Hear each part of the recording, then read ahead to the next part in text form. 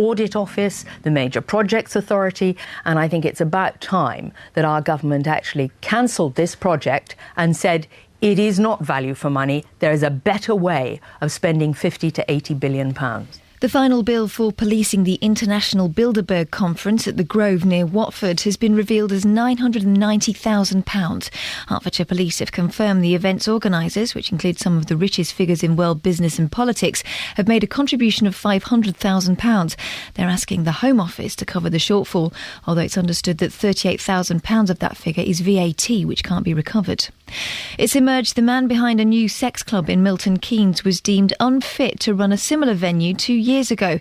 Thames Valley Police told Milton Keynes Council that Richard Winterbottom did not have the ability to operate the Phoenix Club within the conditions of its licence. The club received a formal warning after notching up 27 licensing violations in the space of one 18-month period. A Buckinghamshire animal shelter has refused to let a woman adopt a dog because of her training methods. Elka Hoyer uses the techniques pioneered by the American dog whisperer Cesar Millan.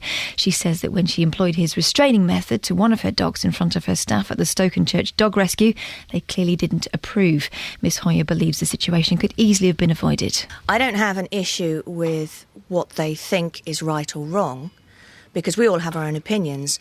I was just concerned that I'd spent an hour wasting my time, 2 members of staff wasting their time, when at the beginning, if they had said not to use Cesar Millan's methods, I wouldn't have been there. Sport now, and in Formula One, Milton Keynes Red Bull have confirmed the signing of Daniel Ricciardo as part of a multi-year agreement. He'll join Sebastian Vettel to complete their driver lineup for 2014. And the weather, dry with sunny spells and a top temperature of 25 degrees Celsius. Get the latest news and sport online at bbc.co.uk/3 counties.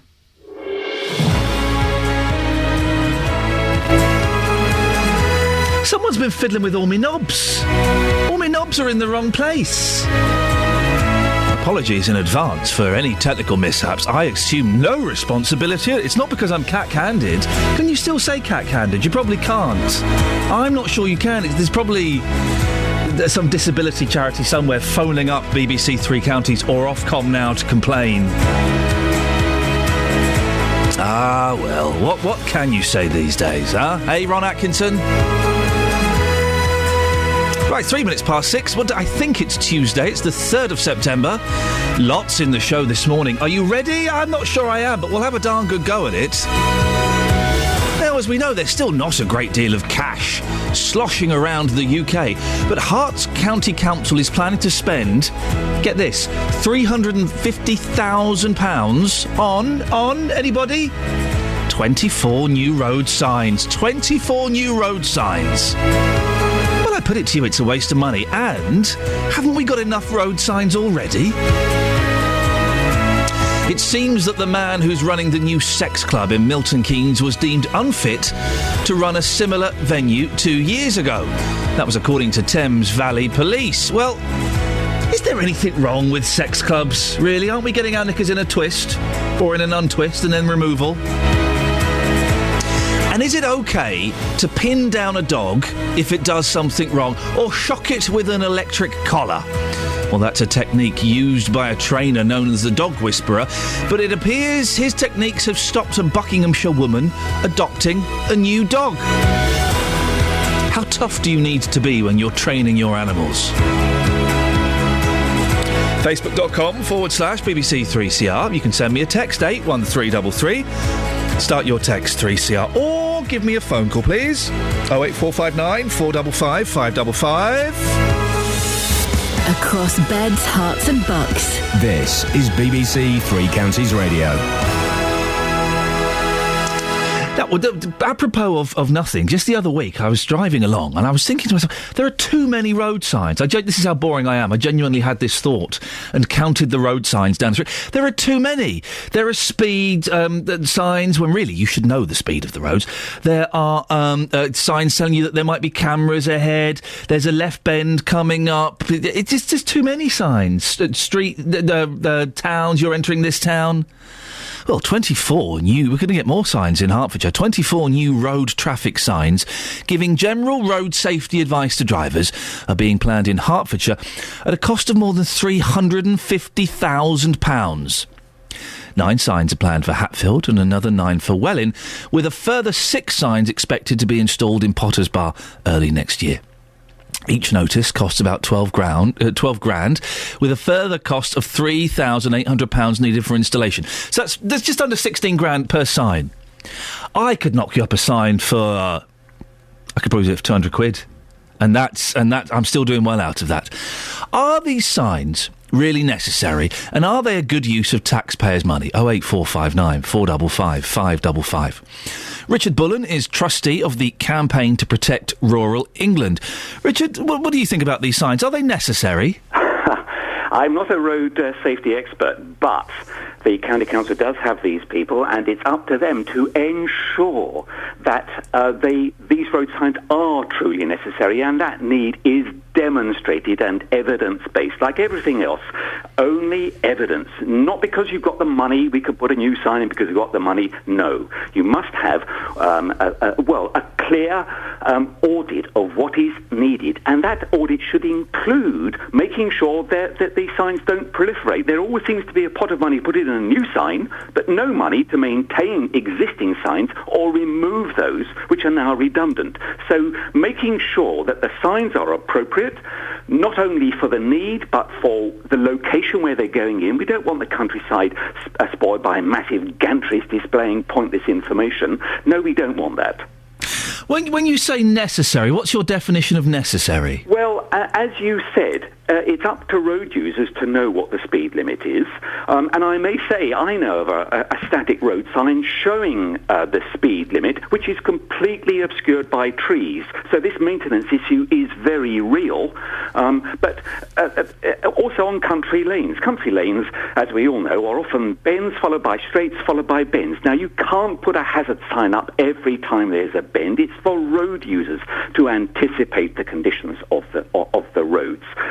So, again, it's what is necessary without insulting the intelligence of the average driver to protect people to the minimum, but leaving it to the driver to make sure they are driving within the safety of their competence, the road conditions and the abilities of their vehicle. If I've got it right, these signs are kind of the signs that can change their message sometimes. Yep. And they'll be offering information like, watch your speed, don't drink and drive. Isn't those are the most obvious things around, aren't they? Well, perhaps they should say as well, make sure you've had breakfast before you set out. Yes. Useful information. Have you called your mum? All of those kind of things. This is pointless. There is some research which I understand shows that people respond positively to a smiling face. Oh. So there's a road sign I know of on the lane down from Leverstock Green down towards the Langleys and Watford, which shows a smiling face if you're within the speed limit and shows an unsmiling face if you're going too fast. That apparently works because we as humans respond to smiling faces, but it just flashes up 30. So what? I know it's a 30-mile-an-hour speed limit. I don't need to be told. It is a waste of money. And I know we're going to speak to the councillor later on. He says, well, look, we've been given this money. We might as well spend it. But that seems a crazy way to run things. I don't assume it's automatically a waste of money, but if a road sign goes in, there must be the money to make sure it's maintained. Otherwise, we're going to have redundant signs despoiling our countryside. Richard, thank you very much indeed. Richard Bullen, trustee from the Campaign to Protect Rural England. And he's right, you drive down these country lanes. Hey, guess what? There's probably going to be a bend in the road. If I've got this right, they only put signs up saying there's a bend in the road if I think 2 people have died there in an accident. I may have got that completely wrong. I'm sure that's the case. If there's 2 people have died, they'll put a sign up saying there's a bend coming or a sharp turn or something. But a variable sign saying, oh, mind your speed. Hey, don't drink and drive. Don't text while driving. Really? You're going to spend just under 16 grand per sign to tell us that? Do road signs make our roads safer? And are there too many of them? I think we could get rid of 3/4 of the road signs and it not have any effect on our roads at all. 08459 455 555. 08459 455 555. Give us a call on that. Switch after the Detroit Spinners.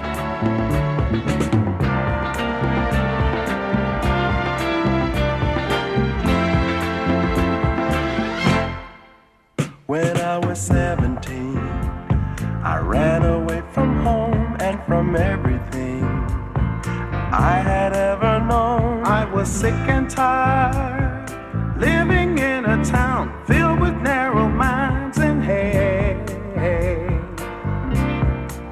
They used to laugh at me, their children called me names. I would run and hide, feeling so ashamed just for being born. I was just a boy, punished for a crime that was not mine.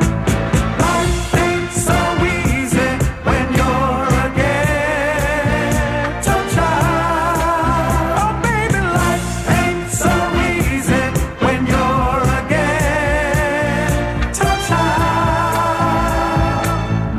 No one tried to understand. Papa did the best a man could do.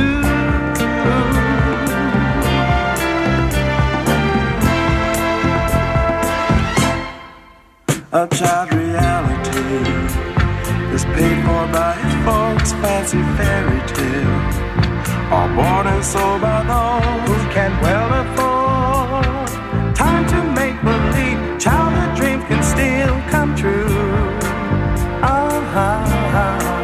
So I've been wondering, traveling all around, guess it ain't my style to live in just one time. Still I'll never know why a child is blamed, ridiculed and shamed. We're all the same.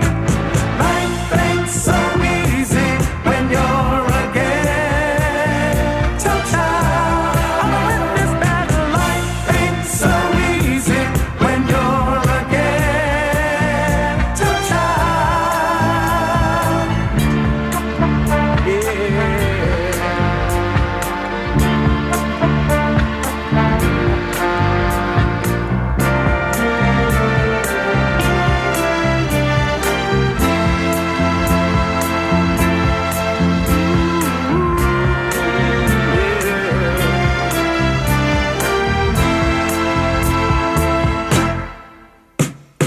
Life ain't so easy when you're a ghetto child. Oh baby, life ain't so easy when you're a ghetto child. Life ain't so easy when you're a ghetto child. Life can be rough. Life ain't so easy when going gets tough. But remember, so easy when things gotta change. Things gotta change, yeah. Morning, this is Iain Lee, BBC Three Counties Radio. We're talking about dog training and ownership a bit later on. How far do you go when you train your dogs? Do you use those electric shock collars? We'll be speaking to a lady a little bit later on, I believe, uses techniques employed by a gentleman who calls himself the dog whisperer. Well, there ain't no whispering when you pin a dog down to the ground. I believe that's what she does. But do you go as far as that? Do you know who this dog whisperer gentleman is? Have you seen his techniques? I mean, I used to, when I had a Cocker Spaniel years ago, we used to use a choke chain because that was the thing to do back in the 80s. That seems a crazy thing to do now, but how far do you go when you're training your dog? 08459 455 555 6:15 BBC Three Counties Radio. Let's get the travel now with Russell Holding. Travel news for beds, cards and bugs. BBC Three Counties Radio. Well, morning, Ian. There is a lane closed on the M1 southbound between junctions 12 and 11, so from Toddington and Flitwick to the A505 Luton and Dunstable turn. It's the inside lane that's closed where someone's broken down. Doesn't look like it's causing too much trouble. Obviously, 3 lanes open past the scene. Speed sensors suggest that most of our other major routes are doing OK. High Street going up into Harpenden looks very slow for a short stretch, though. And on the trains through Stevenage, the East Coast line up to half-hour delays after a train broke down between Peterborough and Grantham. Russell Holding, BBC Three Counties Radio. Thank you, Russell. Right, it's 6:16. Where are we now? Tuesday, the 3rd of September. I'm Iain Lee, and these are your headlines on BBC Three Counties Radio. More than £360,000 is set to be spent on road signs offering safety advice and traffic warnings across Hertfordshire. The final bill for policing the Bilderberg conference at the Grove near Watford has been confirmed as £990,000. In sport, in Formula One, Milton Keynes Red Bull have confirmed the signing of Australian driver Daniel Ricciardo as part of a multi-year agreement. Coming up, hear more on the man behind a new sex club in Milton Keynes. He was deemed unfit to run a similar venue 2 years ago, but he's got the thumbs up, so to speak, now. 08459 455 555. BBC Three Counties Radio.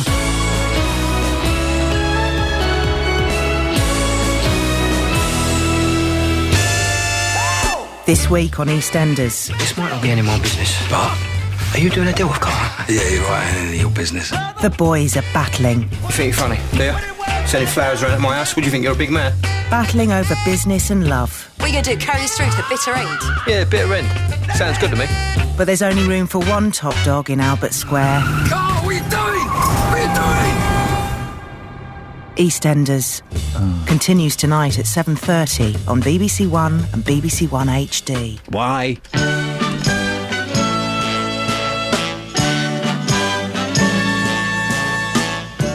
Once I believed that when love came to me, it would come with rockets, bells, and poetry. But with me and you, it just started quietly and grew. And believe it or not, now there's something groovy and good about whatever we got. And it's getting better, growing stronger, warm and wilder, getting better every day, better every day. I don't feel all turned on and starry-eyed. I just feel a sweet contentment deep inside. Holding you at night just seems kind of natural and right. And it's not hard to see that it isn't half of what it's gonna turn out to be.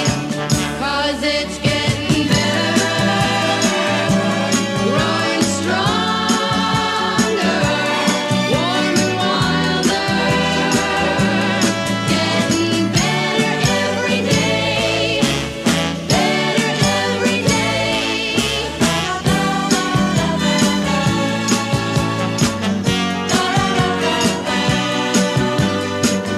And I don't mind waiting,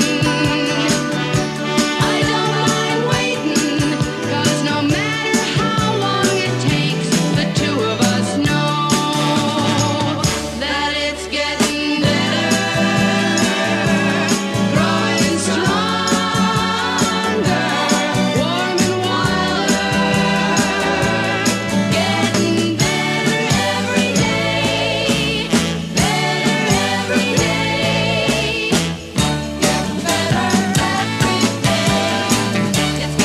Morning, this is Iain Lee, BBC Three Counties Radio. 08459 455 555. You got a problem with sex clubs? Well, it's emerged that the man behind a new sex club in Milton Keynes was deemed unfit to run a similar venue 2 years ago. Thames Valley Police told Milton Keynes Council that Richard Winterbottom did not have the ability to operate, their quotes, the Phoenix Club within the conditions of its licence.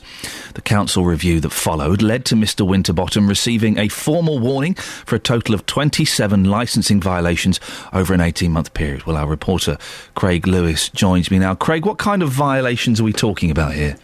Well, Ian, in all 14 of the 27 incidents mentioned at the Phoenix Club happened after 3:30am in the morning. On one occasion, a doorman was caught on CCTV punching a man 15 times. But actually, that was one of the rare times the club's CCTV worked. They've had real trouble with the CCTV there in the past. A number of other complaints couldn't be fully investigated because the cameras didn't even work properly. But what police did discover was some inappropriate physical contact between the customers and the dancers. And as a result, their officers wanted the council to revoke Mr Winterbottom's licence, but instead the council decided to issue him with a formal warning.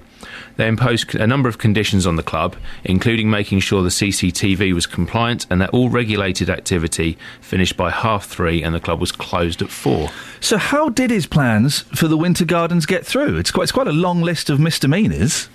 Yeah, obviously this was 2 years ago, and when the current application came up, they didn't even really seem to look into these past problems at all. Mr Winterbottom applied and was granted licensing and planning permission for this new gentlemen's club in August.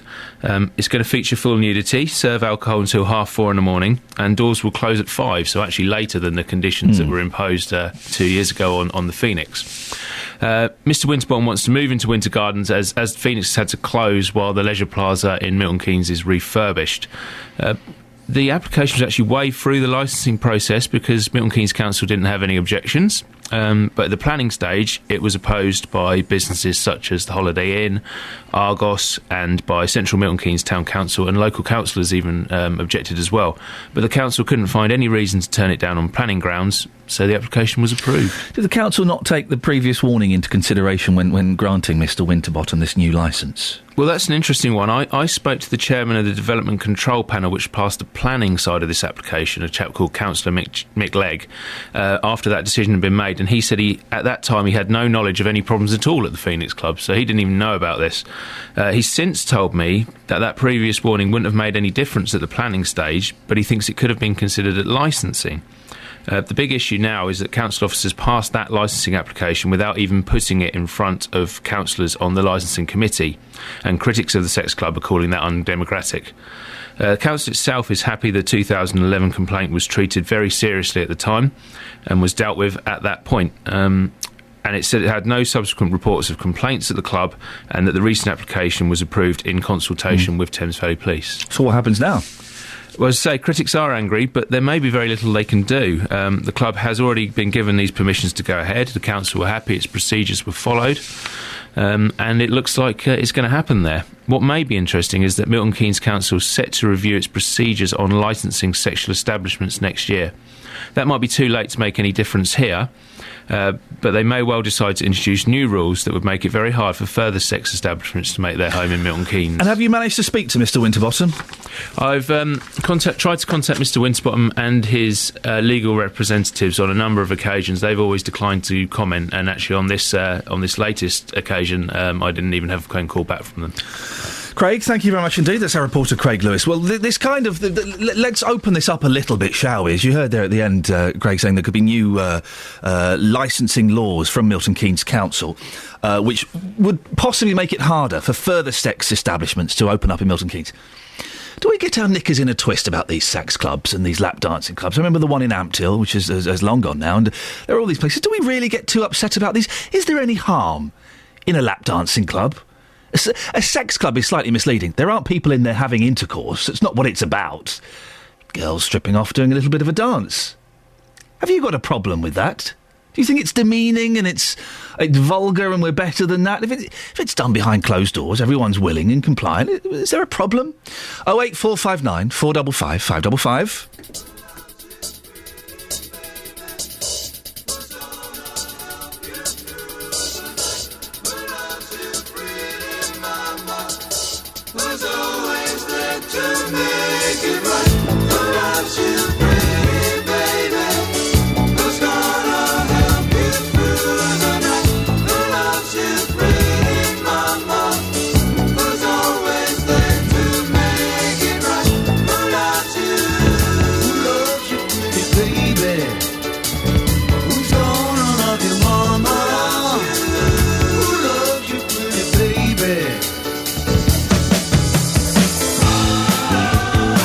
When tears are in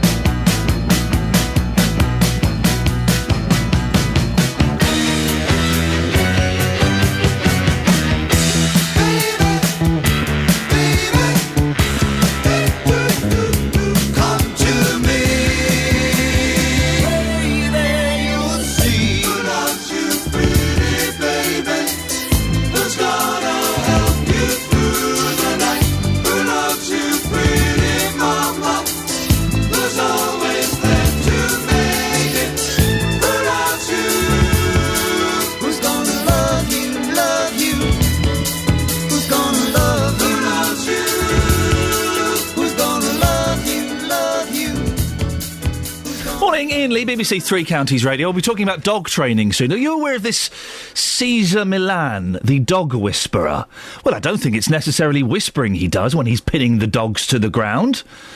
Have you seen his techniques? Well, we'll be speaking later on in the show to a local woman who was refused a dog from a rescue centre because she said she endorses the Caesar Milan methods, including pinning a dog down. 08459 455 555. Maybe you own dogs. Maybe you train dogs. And you think, no, there's nothing wrong with what he does. It's perfectly fine to pin a dog down and use electric shock collars. 08459 455 555 is the phone number. Coming up to 6:30 on BBC Three Counties Radio. Let's get the latest travel news. Travel news for beds, cards and bugs. BBC Three Counties Radio. Well, the M1's still got a lane closed, Iain, southbound, junction 12 down to 11 from Toddington and Flitwick down to the A505 Luton and Dunstable terminal. Someone's broken down. Doesn't look like it's causing any delays, to be honest. The M25, not bad, looks very slow for a very short stretch by the looks of things on the anti-clockwise side, just around junction 19. Speed sensors picking up some delays on the High Street North in Dunstable. The A5, just slow northbound for a short stretch as you head up from the A505 towards the Houghton Regis turn. It's all clear by the time you get there. Lytton Way and Stevenage looking very slow north up towards Fairlands Way, and on the trains at Stevenage there are delays of up to half an hour to East Coast services after a train broke down between Peterborough and Grantham. Russell Holding, BBC Three Counties Radio. Thank you, Russell. 6:30. Let's get the news and sport now with Catherine Boyle. Across beds, hearts and bugs. This is BBC Three Counties Radio. Good morning. The headlines. More than £360,000 is set to be spent on signs offering safety advice and traffic warnings across Hertfordshire. The final bill for policing the Bilderberg conference at the Grove near Watford has been confirmed at £990,000, and it's emerged that the man behind a new strip club in Milton Keynes was deemed unfit to run a similar venue 2 years ago. Three Counties Sports. BBC Three Counties Radio. Marouane Fellaini is a Manchester United player. The Belgian midfielder has signed for £27.5 million from Everton and rejoins his old manager David Moyes at Old Trafford. Louis Saha played for both clubs and thinks Fellaini is a perfect fit for United. Fellaini was the player to get because his physicality and the way he can as well help up front, in different positions. Definitely someone who can definitely help the side, and especially in Champions League. Carl Robinson set to make changes for tonight's Johnson's Paint Trophy clash against Northampton. David Martin and Stephen Gleeson will both be rested, but the MK Dons manager feels the side he's putting out will be competitive. It's a local derby. It's the 500th game in the club's history, so it's a landmark. I've made changes that I feel, some in mind for Saturday, but some in mind that I think that they've done well enough to play in this first team. I've not picked a team and expected to lose. Wycombe Wanderers are also in the Johnson Paints Trophy tonight. The Chair boys were at Exeter, and manager Gareth Ainsworth says he'll field a strong side. I want to win every game, so I'll be putting a team out against Exeter to win the game. If I have the luxury of being able to rotate or rest a couple, then the older ones might get a rest. But I'm sure, when I was playing, I remember playing 55, 60 games in one season, and I don't think it's too bad. It's too bad a thing. In the Cala Southern Premier Division last night, Hitchin drew 1-1 with St Albans. And finally in Formula 1, Milton Keynes Red Bull have confirmed the signing of Daniel Ricciardo as part of a multi-year agreement. He'll join Sebastian Vettel to complete the driver lineup for 2014. And that's your latest news and sport. I'll be back with more at 7 o'clock. You busy? A bit, yeah. Why? Well, you got 5 minutes? Yeah, go on. Do you want to do the papers, wouldn't they? All right. Okay. Well, I haven't got the papers, so... Well, I'll do them and you chip in as you see fit. Oh, right, okay. Yeah. The Guardian... Yes. Gareth Bale was unveiled. Did you see his unveiling at Real Madrid yesterday? Yeah, and I heard his stab at Spanish. Very good. He had a go, didn't he? Yeah. Fair play. He seems like a nice lad. Yeah. All his family were there, including just like some old men with their ties not done up and stuff. Who are they? Yeah, probably his uncles. Casualties in Afghan forces unsustainable. US commander says police... No, it's better. The Times, US leaves unreliable British out in the cold. Well, I'll have none of that. Now, you've probably read 50 Shades of Grey. I read 2.5 of it. I got bored. Too much I probably bondage. managed about 35 Shades. What? my mum,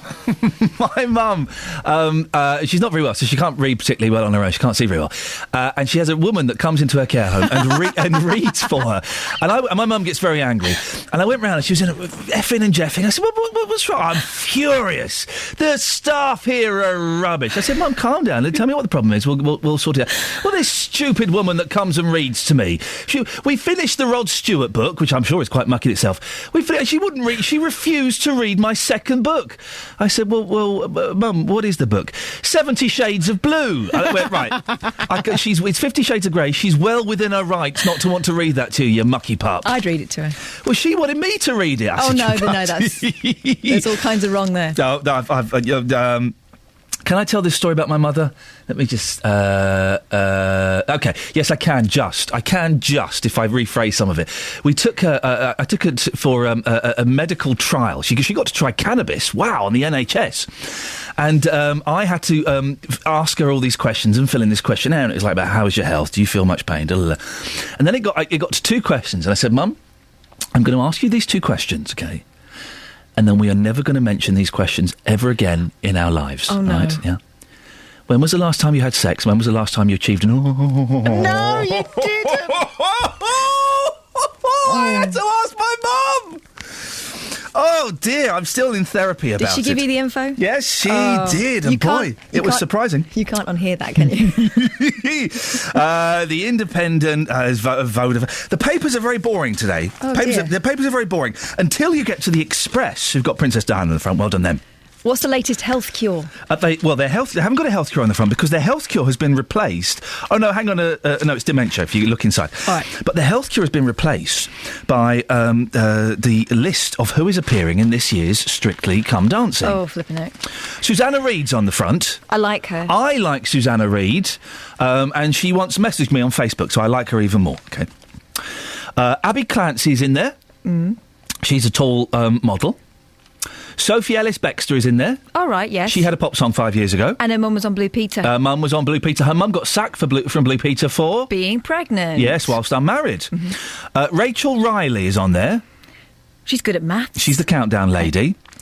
And here are the others I've heard of. Vanessa Feltz. Yep. Deborah Meaden. Mm. She's a dragon. That's not very nice. Tony Jacklin. He's a golfer. And Dave Myers. Now, I've never heard of Dave Myers, but from the picture, he's a hairy biker. Oh, right, yeah, Right. I know them. Then, Fiona Fullerton, Mark Benton, Ben Cohen, Ashley Taylor-Dawson... Whoa. After Fiona Fullerton, you lost me. Yeah, exactly. Julian MacDonald, Natalie Gumedi, Patrick... half of these people... a couple of them I know quite well. A couple I recognise. Half of them I have no idea who they are. On the upside, it'll soon be our turn. I would do that. I would be up for a little bit of strict... I'm quite a mover. Yeah, I know. I'm sorry about that. Well, Catherine, we filled 4 minutes. Excellent. Can I go and get on with my job? Please do. 459 455 555. BBC Three Counties Radio. I would suggest that Strictly are scraping the bottom of the barrel there. Susanna Reid, I think, is cracking, yes, and... but most of those people, I have no idea who they are. Could you help? 08459 455 555. Lying in my bed, hear the clock tick and think of you. Caught up in circles, confusion is nothing new. Flashback, warm nights, almost left behind. Suitcase of memories, time after. Sometimes you picture me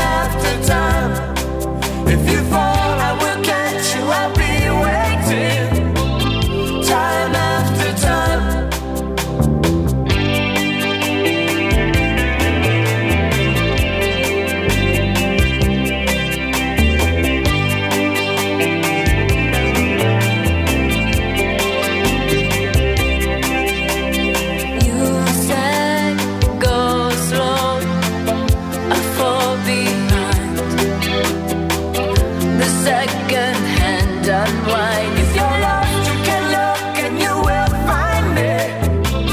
Time after time. If you fall, I will catch you, I'll be waiting. Time after time. If you're lost, you can look and you will find me. Time after time.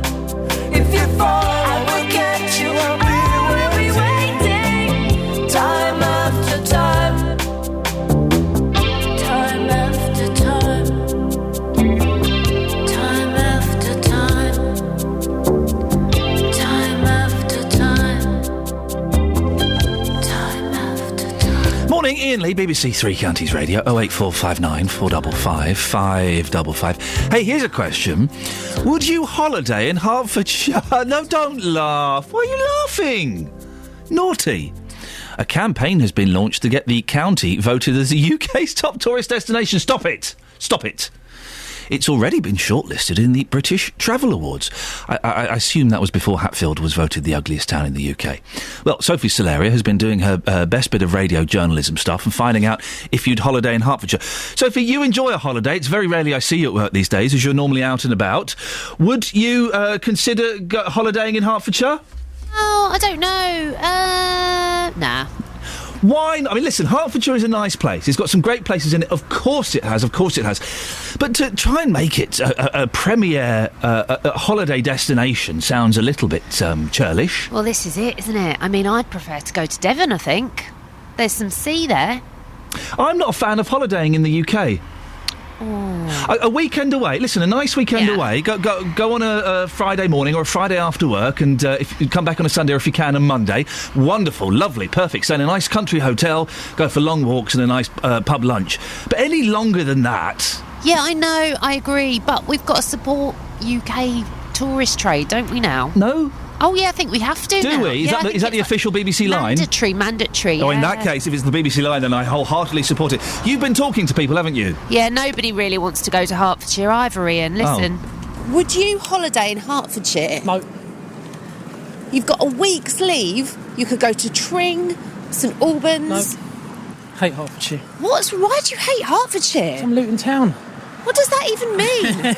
I support Luton Town. I hate Hertfordshire. I live in Watford, so obviously if I think of going anywhere, it has to be somewhere different. But if you live in Watford, wouldn't you want to hang out there? Not as a holiday, obviously you wouldn't go on a holiday where you live. Would you ever go on holiday in Hertfordshire? I mean, for the day, or were you talking about the weekend? Oh, I'm talking for the whole week, maybe even 2 weeks. 2 weeks? Yeah, I probably wouldn't stay in the same place, but maybe in the car and just sort of find different locations and stay in bed and breakfasts or see different attractions. But I'm from Australia, so someone from overseas who lives here now can see a lot of things locally. People need to be a bit more content with what's around them. No way. What don't you like about Hertfordshire? Well, the way how people get treated around here, there's a lot of guys and women who are just on the street, homeless all the time. We don't look after our poor and needy. All the shops are closing down everywhere. The recession's hit really hard. Oh, you're making me feel really depressed this morning. Oh, no, it's not good. What about somewhere like St Albans? That's really pretty. Yeah, St Albans is nice. But you wouldn't spend a week there? No, I wouldn't. I'd rather go somewhere else. Well, I think there are homelessness, but even if you go where I was on holiday in Zakynthos recently, and there were beggars there, so that's pretty much a worldwide problem. But that gentleman who doesn't like Hertfordshire because he supports Luton Town, is the county of Hertfordshire a direct I don't get it. nemesis of that football club? Nobody wants to go to Hertfordshire. That's exactly what I said. What is your problem? He just walked away. Right, Solaria, SS, your job this morning is to find one person who would happily spend a week's holiday in Hertfordshire. In one place, a whole week? They can tour around Hertfordshire if they want, but a week's holiday in Hertfordshire. Can you do it? I don't know. All right, I'll try. Can I go to Hertfordshire to do it? Can you holiday in your own county? Yes, I suppose you can. Go wherever you need to go, Sophie. Just get them. I'm going to do it. Thank you very much indeed. If that's you, if you're thinking that those people speaking to Sophie were giving it a bad rap, 08459 455 555. Would you holiday in Hertfordshire? Listen, there are places in Hertfordshire I'd spend a nice weekend, as I've said, but a whole week? Oh no, I think I'll go to France or Italy or something. 08459 455 555. It's 6:45. Let's get the latest travel now. Travel news for beds, cards and bugs. BBC Three Counties Radio. Well, thankfully I'm not aware of any accidents, so there is still this breakdown on the M1 in the inside lane southbound, junction 12 down to 11, so from the Toddington and Flitwick turn down to the A505 Luton and Dunstable turn. Doesn't look like it's causing much in the way of delays. In fact, the speed sensors suggest that most routes are actually moving pretty well at the moment. Every now and again I see an odd bit of traffic, certainly the A505 around Dunstable starting to busy up a little bit. The A5 going north up High Street North still looks a little bit slow going up from the A505 as far as the Houghton Regis turn. M25 is looking very slow, going anti-clockwise, junctions 21 to 19, so the bit from the M1 round to Watford, and that's about it. Of course, school holidays, so traffic that little bit lighter, although obviously now we're expecting lots of extra visitors to Hertfordshire for their holidays from today. Russell Holding, BBC Three Counties Radio. Russell, I would hold off on that expectation for a little bit, but thank you very much. 6:46, Tuesday the 3rd of September. I'm Iain Lee, and these are your headlines on BBC Three Counties Radio. More than £360,000 is set to be spent on road signs offering safety advice and traffic warnings across Hertfordshire. The final bill for policing the Bilderberg Conference at the Grove near Watford has been confirmed at £990,000. In sport, Manchester United have signed Marouani? That can't be a man's name. Isn't that thing you put in? Oh, Fellaini. I've said all of that wrong. From Everton for £27.5 million. Is that all? Is that all? That's the kind of loose change Gareth Bale finds down the back of his sofa. Coming up, is it okay to pin a dog down if it does something wrong? Well, that's a technique used by a gentleman known as the dog whisperer. Have you used it, or do you think it's a little bit cruel? 08459 455 555. We'll talk about that and more after the latest weather with Elizabeth Rizzini. Beds, Herts and Bucks weather. BBC Three Counties Radio. Hello, very good morning to you. Well, summer continues actually into September across the three counties. Lots of sunshine around, already some blue skies out there, and that's going to continue for the rest of the day. But what we will see this afternoon, the big difference between today and yesterday, is that we'll probably see more in the way of fair weather cloud, particularly across parts of Hertfordshire, I think, this afternoon. But temperatures still doing very, very well. In fact, those highs between 22 as high as 24, even 25 degrees Celsius we might see somewhere. That's 77 in Fahrenheit. But where we do get the sunny spells, just about everywhere really, then the winds will be very light. It will feel very pleasant indeed. Overnight tonight we do the whole thing all over again, staying dry, good few clear spells around, a little bit of patchy cloud at times, and a few isolated mist patches, particularly over the Chilterns. Temperatures dropping to between 11 in the rural spots and as high as 14 or 15 degrees in many of the towns. Tomorrow the high temperatures and the sunshine continues. We could be looking at 27 or 28 degrees tomorrow. Same again on Thursday, getting quite close to 30 degrees, but by the time we get to Friday it's going to be feeling an awful lot cooler. A big temperature drop around 10 degrees by the time we get to Friday, and also some outbreaks of rain as well. That's the forecast. Elizabeth, hello. What are the conditions for it to be termed an Indian summer? Well, usually it's a little bit later on, so it would be in autumn, but we usually say that it's an Indian summer once it's already been cold, as it were. So October, sort of. So it gets cold and then it gets warm again, and it has to be, because we're in autumn now, aren't we? Yeah, I don't think there's an official definition. Yeah, autumn, we're in the meteorological autumn at the moment, because that starts on the 1st of September, but we're not yet in the astronomical autumn because we haven't seen the equinox yet. That will happen in sort of middle end of the month, won't it? It's complicated. Elizabeth, Iain. Thank you very much indeed. I think there is an official definition of what an Indian summer is. 08459 455 555. Every weekday morning from 9, The JVS Show. You just can't carry on with life. It's just awful. With the biggest opinions. It's about time somebody or an organisation has stood up and basically snort the coffee. Well, it depends on the individual, actually. Let's pollute the planet even more. We should pollute it so much your Pinot Grigio goes rotten. And the biggest local talking points. What we really need to do is for everyone in the country to reduce their energy consumption, not increase it. The JVS Show. Weekdays from 9, BBC Three Counties Radio.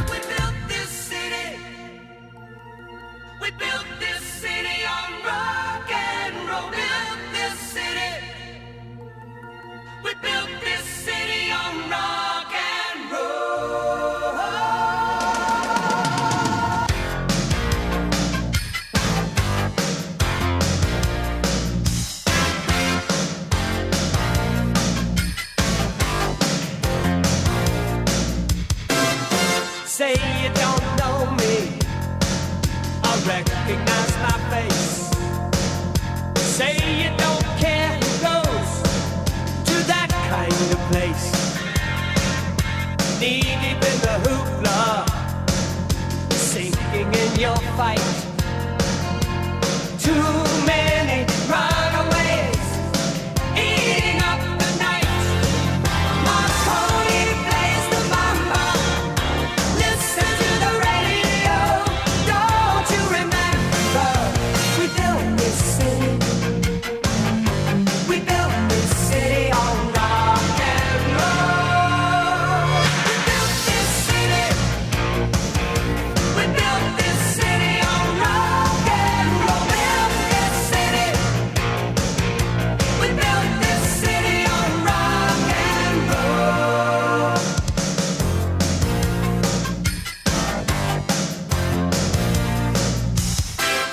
Someone always playing corporation games. Who cares? They're always changing corporation names. We just want to dance here. Someone stole the stage. They call us irresponsible. Write us off the page. Marconi plays the mama. Listen to the radio. Don't you remember? We built this city. We built this city on rock and roll. We built this city. We built this city on rock and roll. Built this city. We built this city on rock and roll.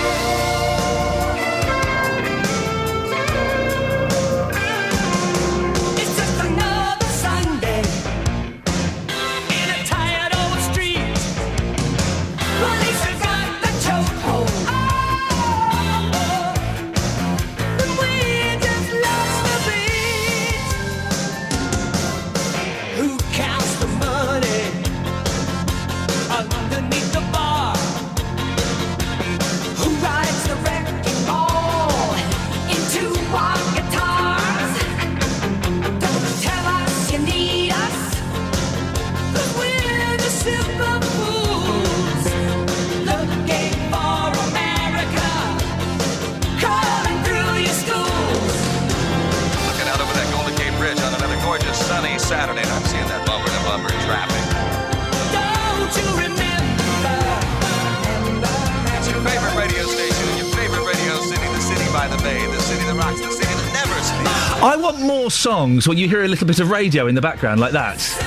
I want more songs. There's a Slade song, isn't there? Radio Wall of Sound, which is surprisingly a good song, considering it's an 80s Slade song, and that has radio in the background. I like hearing a bit of... And you're listening to the latest coming up on the... There's a Kiss song that does it, the album version of Detroit Rock City. And you're listening to the latest hits from KJR. It just makes me feel excited. Unlike lacks of symmetry that really make my OCD kick in.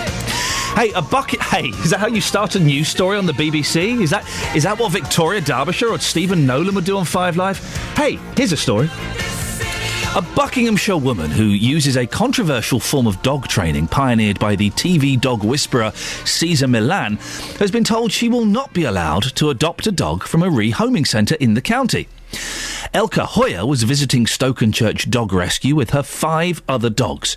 She had to restrain one of them after it became aggressive towards the dog she was hoping to adopt.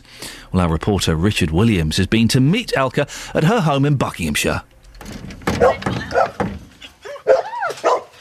Crikey, so many dogs. Elka, good to meet you. Who are the 4 dogs who've come to greet us? Coco, Sky, Chewy and Lexi. You approached Stokenchurch to adopt a dog. What was the process from there? We went in and we looked at the dogs and we chose 2 that we liked. And we went up for the mixed meet a few days later. We introduced my dogs one by one. Once we got to the stage of all the dogs off the lead except for Piglet, 2 of my dogs went to have a go at it. So I had to stop those 2. So my son and I, we took a dog each and put them on the side with the Caesar Milan neck bite. Lexi, come here. Lexi, you actually got from Stokenchurch. Oh, yes, I got her a year and a half ago. So give us an example of what you would do with Sky here then. Okay, so Sky's sitting down nicely and she's not in a red zone situation. A red zone case is when a dog is unable to hear, see anything else except the target of its attack. I just push her down gently. Good girl. Lie down. Good girl. There you are. There you are, girl. That's all it is. You put your fingers there on the side of the neck. There's no pain or anything there. And done. And when would you use that method? Only in a situation where it's very dangerous, where you think your dog's going to attack somebody else. It doesn't hurt the dog at all, and it's not painful at all. It just says to the dog, you can't behave like this, I don't accept that behaviour. I was told that they did not like the fact that I pinned the dog down, and I said that's Cesar Millan's method, and I use it with the pack when they're in a red zone case. And she said she didn't like that, and the rescue don't condone it, which is fair enough. I then asked her, so are you telling me that if I use Cesar Millan's methods, then I can't adopt a dog from you? And she said yes. The Cesar Millan method, though, has come in for quite a bit of criticism. Why is that? I think because in his first episodes, he was taking red zone cases and trying to use methods that use dog psychology and dog behaviour. He does use choke chains, light kicks to the abdomen, potential use of electric shock as well. These are things which, at the point when they're administered to a dog, they could cause some distress or pain. Is that right? It depends on the case. I personally wouldn't use the choke chain with the claws facing in, or the electric shock. But So to be clear then, it's only elements of Cesar Millan's methods that you adhere to, not is it a total? yes, I don't have red zone cases. I don't have an issue with what they think is right or wrong, because we all have our own opinions. I was just concerned that I'd spent an hour wasting my time, 2 members of staff wasting their time, when at the beginning, if they had said not to use Cesar Millan's methods, I wouldn't have been there. What would you like to see Stokenchurch Dog Rescue do? Well, I have the greatest respect for them and what they're doing, and I would urge anybody to go and adopt a dog there. I would just like them to make it very clear on their website, and when people go up to adopt, that they don't accept Cesar Millan's methods. It's as simple as that. That's all I'm asking, is tell people, and then they'll know that they can't get a dog from you. Well, we did contact Stokenchurch Dog Rescue yesterday for an interview or statement, but they didn't get back to us despite a number of messages left. And later on in the show, we'll hear from Elka herself, and we'll also speak to a dog trainer from Hertfordshire. We've got a text about Cesar Millan, which we shall read a little bit later on, as it's quite lengthy, but worth reading in its entirety, I think. What do you think about those dog training methods? Bit harsh? Or fair enough? 08459 455 555. And was the Dog Rescue Centre correct to refuse Elka one of their rescue dogs? Travel news for beds, cards and bugs. BBC Three Counties Radio. Well, traffic starting to look very slow on the M1 southbound now around junction 12, the Toddington and Flitwick turn. There's a lane block, the inside lane, where someone's broken down somewhere just after junction 12 down towards 11, so I suspect that'll be the reason for those delays. M25 is very slow anti-clockwise, junctions 21 to 19, that's from the M1 round to the Watford turn. In fact, further down the M1, it's starting to queue towards junction 4 near Elstree now as well. That looking very slow along that stretch. The speed sensors, though, suggest that other local routes are doing OK. Of course, the school holidays still at the moment. Russell Holding, BBC Three Counties Radio. Russell, thank you very much indeed. 08459 455 555. This is bugging me now. Is there a proper definition of an Indian summer? I asked Elizabeth Razzini. I wasn't happy with her answer. I know she's a weather expert. I know she is, but is she? Is she? I don't know that, but I do. Definition of an Indian summer, please. 08459 455 555. And these Cesar Millan dog training methods, any good or a bit naughty? Local and vocal across beds, hearts and bucks. This is BBC Three Counties Radio.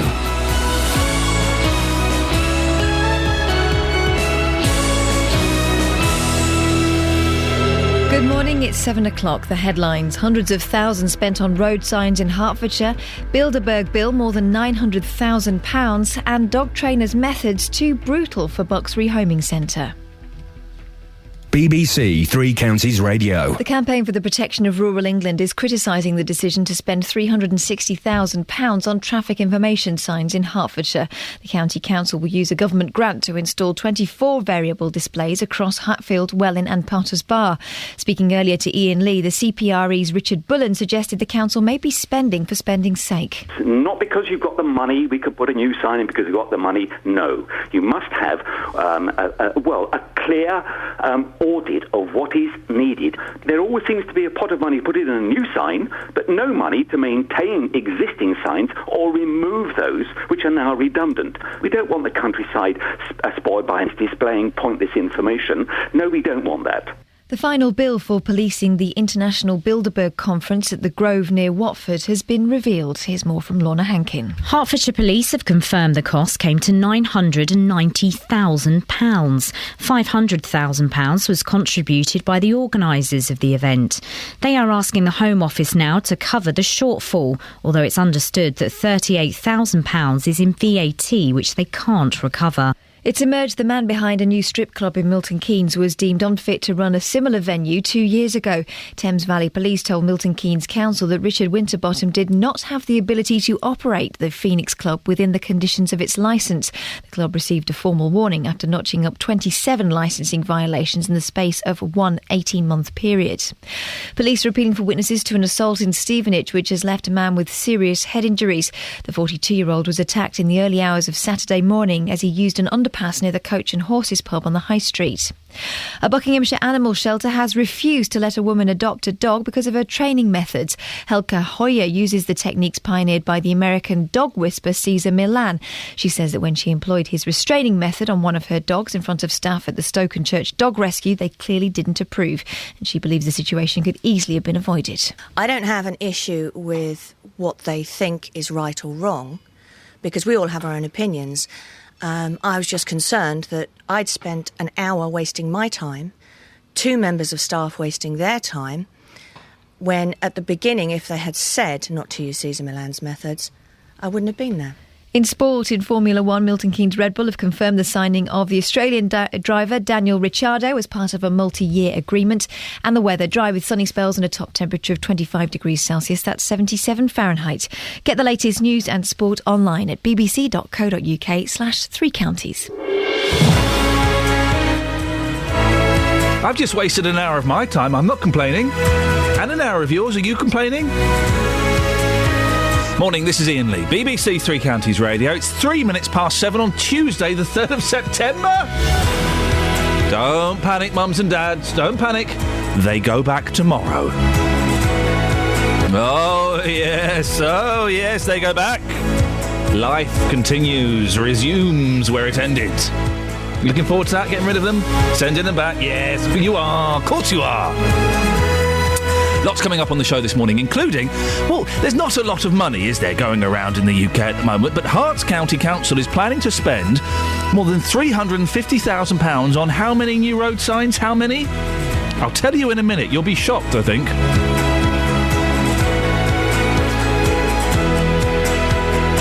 Is it okay to pin down a dog if it does something wrong? Well, that's a technique used by the trainer known as the dog whisperer. But as you heard in Catherine's bulletin, his techniques have stopped a Buckinghamshire woman adopting a new dog. And would you holiday in... Would you holiday in Hertfordshire?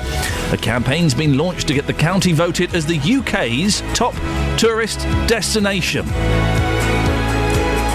Listen, it's nice. UK's top tourist destination? Really?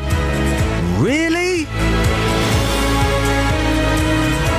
Facebook.com/BBC3CR. Text 81333. Start your text 3CR. Or you can give me a call 08459 455 555.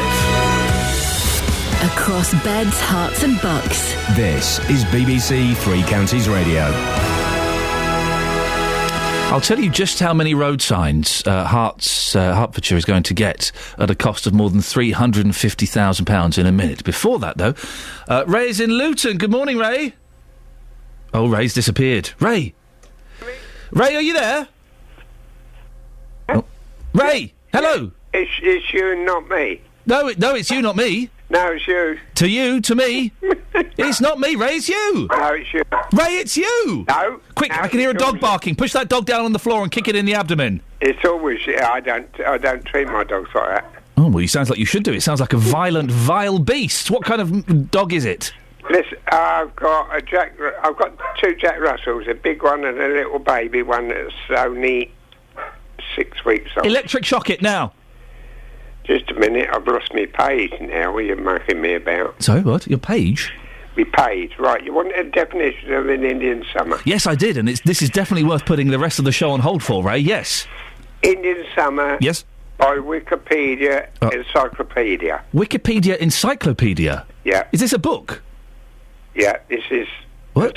This is the best you'll get. This is... Hang on, there is a book version of Wikipedia? Well, Wikipedia is a version of an encyclopedia, isn't it? Yeah. But you said you'd lost your page. You're getting me confused now. No, right? you're getting me... You're getting yourself confused, Ray. Listen to me. No. An Indian summer is a heat wave that occurs in the autumn. It refers to a period of considerably above normal. Right. That's what it says. Is that all it says? That's all it says. So, okay, when is autumn? I don't know, you tell me. Well, no, you tell me. You see? What you've done is you've opened up a can of worms. Well, there you go. If anybody can do any better. Can you Wikipedia when autumn is, please? Well, I've got to do it again. I'll ring you back. All right, we'll speak to you in a few minutes, Ray. Yeah. Thank you very much indeed. That's Ray in Luton. He is our science and weather correspondent. Now, back to these roads. Did we really just stop the show for that? Thanks. Road signs. OK, Hertfordshire County Council are going to spend more than £350,000 on road signs. How many road signs are they going to get for that? No less than that. 24 road signs. It works out at £12,000 each, with costs of £3,800 needed for installation. Going to have 9 signs in Hatfield, another 9 in Welling, and 6 in Potters Bar early next year. These are those kind of signs that you can change the message on, I believe. But are they really necessary? And are they a good use of money, or a complete waste of money? Well, earlier on, I spoke to Richard Bullen from the Campaign to Protect Rural England. He thinks there's a danger that road users are being spoon-fed unnecessary information. Now, you can't put a hazard sign up every time there's a bend. It's for road users to anticipate the conditions of the roads. Again, it's what is necessary without insulting the intelligence of the average driver to protect people to the minimum, but leaving it to the driver to make sure they are driving within the safety of their competence, the road conditions and the abilities of their vehicle. Malcolm Cohen is Lib Dem councillor for Hanside and Pear Tree in Welwyn Garden City and joins me now. Good morning, Malcolm. Good morning to you. Just under 16 grand for a traffic sign. That seems a little bit extortionate, doesn't it? Yes, it would have been nice if we'd been told that when we had a discussion about the subject some years ago. Is this good value for money? Without seeing what the alternatives are, it's hard to tell, but it does seem a lot of money, and given the difficulties we're getting in getting any money spent on all sorts of other aspects on the roads, it is very worrying that sort of amount is tolerated. Because these signs will be saying things like, don't drink and drive, hey, maybe you should slow down, have you changed your underwear today? It's a little bit patronising, isn't it, really? Oh, yes, I mean, that sort of thing is quite ludicrous. I mean, you get them on the signs on the motorways when they've got nothing else to display, they sometimes put this sort of stuff up. There's also the aspect, of course, that the more visual distractions there are to drivers, the less they're able to concentrate. And one of Hertfordshire's other ideas was to have adverts on loads of the roundabouts. They seem to be distracting. Don't seem to have any worries about distracting people when they're supposed to be concentrating. So maybe the message on the signs occasionally could say, we don't need signs up. Ignore this sign. £350,000, a lot of money when money, as we all know, is short at the moment. Where's it coming from? I believe it's a government grant, which is really the only justification for doing this. If the money is being given to you, it's not costing you anything locally, then maybe it's something that's more acceptable. It certainly wouldn't be acceptable if we're paying for it. But I would challenge your figures. As far as I'm aware, this is county-wide. What I think you got your story from is the excellent Welwyn Hatfield Times, who obviously concentrated on the local scene. But this is a county-wide initiative. So I suspect that the cost is nearer 3 million. Wowzers, that's incredible if that's the case. So this money is coming from the government. It's specifically for these signs. You can't spend them on anything else. That's my understanding. I know you're getting the portfolio holder, Terry Duris, on later, so you can put that question to him and pin him down on that particular subject. The other thing I'd say is this is supposed to be part of a three-pronged attack on trying to make travel easier, and the other ones were actually the ones that we were actually more interested in. One was to have real-time bus information, so that when you're standing there waiting for the bus, you can know whether it's actually coming on time or whether you want to take another route or give up and do something else. And the third thing was to allow the traffic lights to be changed to give buses priority if they're running late or if they're heavily loaded. And last time I asked, they seem to have forgotten that was actually part of the project. And finally, Malcolm, sorry, are you saying that the whole of Herts County Council it could be spending £3 million on these signs? Well, certainly if the 350,000 for Welwyn Hatfield is true, we're a tenth of the county. So that's the sort of amount of money that I think would be involved. They're certainly not aware of any intention to only do well in Hatfield. OK, well, we shall certainly investigate that a little bit further and clear that up if we can. Thank you very much, Lib Dem councillor for Hanside and Pear Tree and Welwyn, Malcolm Cowan. Joined now by Liam Reddington, is from the Campaign for Plain English. Liam, I do think there's too much kind of road furniture as it is, but signs telling drivers to slow down, don't drink and drive, don't text while you're driving, it seems very patronising. Will they actually, is there any evidence they have any effect? No. I mean, Iain, sometimes you can argue that the end justifies the means, and if these signs achieve their intended effect, you could say that what was gained, in terms of human lives, outweighed what was lost. Financial cost and potential damage to the countryside, etc.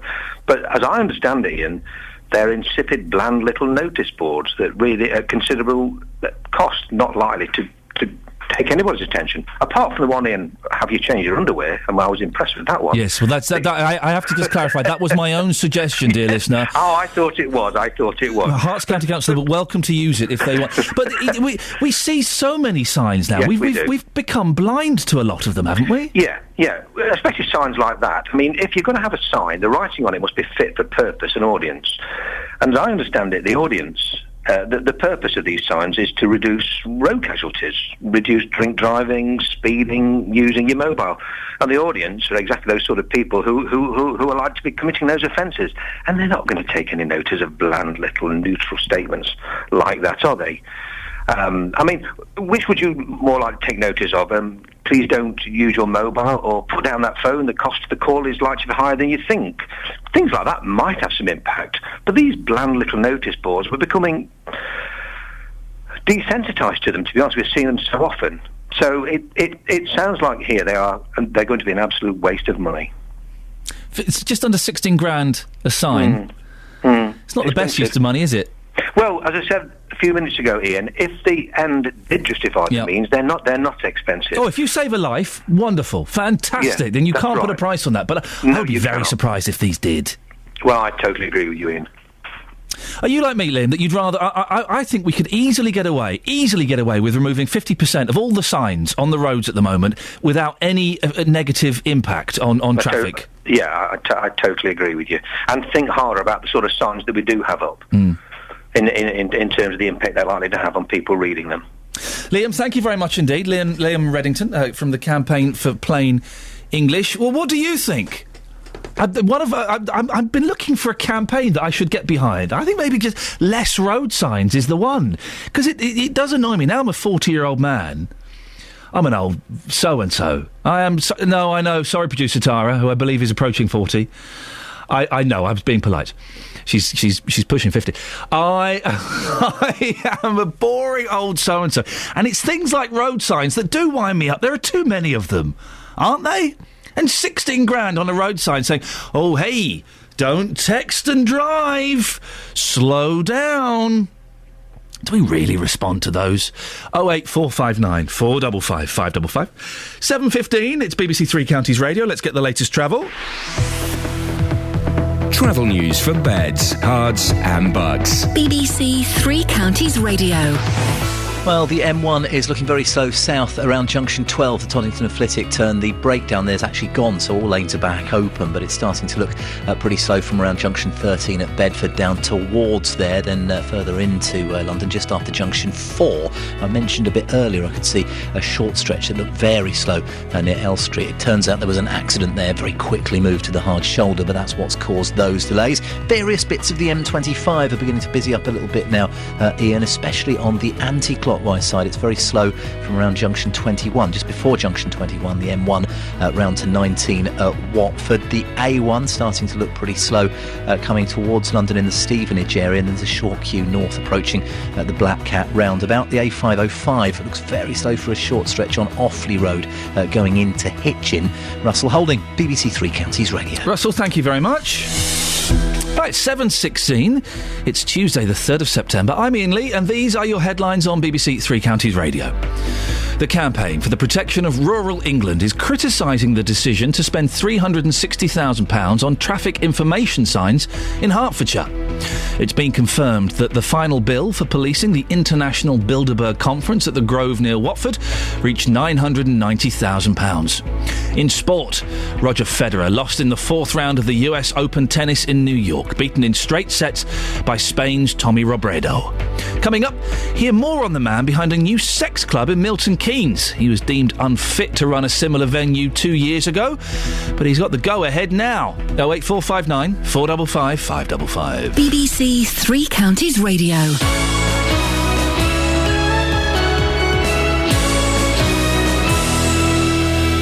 Every weekday from 12, Nick Coffer brings you... We're talking antiques and collectibles. It doesn't have to be old things. These anxieties that you have, when you get rid of this first one, you'll find that all these other things that you're talking about can fall into place. Nick Coffer. We've had some great music today. The Beatles, ABBA, Smokey Robinson, Adele, Pink Floyd. Nick Coffer. I am wearing bright purple jeans. Weekdays from 12 on BBC Three Counties Radio.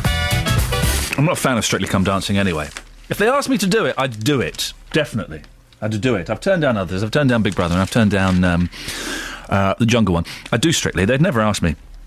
And the lineup has been announced in the Express today. I know I know Abby Clancy. I don't know her. I'm aware of Abby Clancy, Vanessa Feltz. Actually, I do know Mark Benton. He's in those bank adverts. I know Susanna Reid and Sophie Ellis-Bextor. I know 5 by looking at them, okay? Rachel Riley, she's the Countdown Girl. I know her. I knew her once someone said, oh, she's the Countdown Girl. Fiona Fullerton rings a bell, but I don't know. Dave Myers, I recognised from his face. He's one of the fat bikers, the big fat... Are they called big fat bikers? Big fat sweaty bikers. Big fat hairy bikers. Deborah Meaden. But there are so many people here. That took you a long time. It's coffee. Thanks very much. Yeah. Oh, you forgot this. Oh! You're welcome. But I don't know who most... Ben Cohen, no idea. Ashley Taylor-Dawson, who? Patrick Robinson, Tony Jacklin, Julian MacDonald and Natalie Gumedi? Who are these people? If you know who those people are, could you give me a call? 08459 455 555. We're still waiting for Ray to call back as well with an update on when autumn starts. Road signs. Pete. Hiya. Are there too many road signs, Pete? There is probably too many road signs, but the type of road sign you're talking about this morning, they're an absolute godsend. These are the ones that you can change the message a little bit, and it says don't drink and drive. I don't think they really display the silly little messages you're talking about. They've got them around Northampton, round the Ring Road and on the approach roads, and they display information like road closures, road works, where there's possibly delays.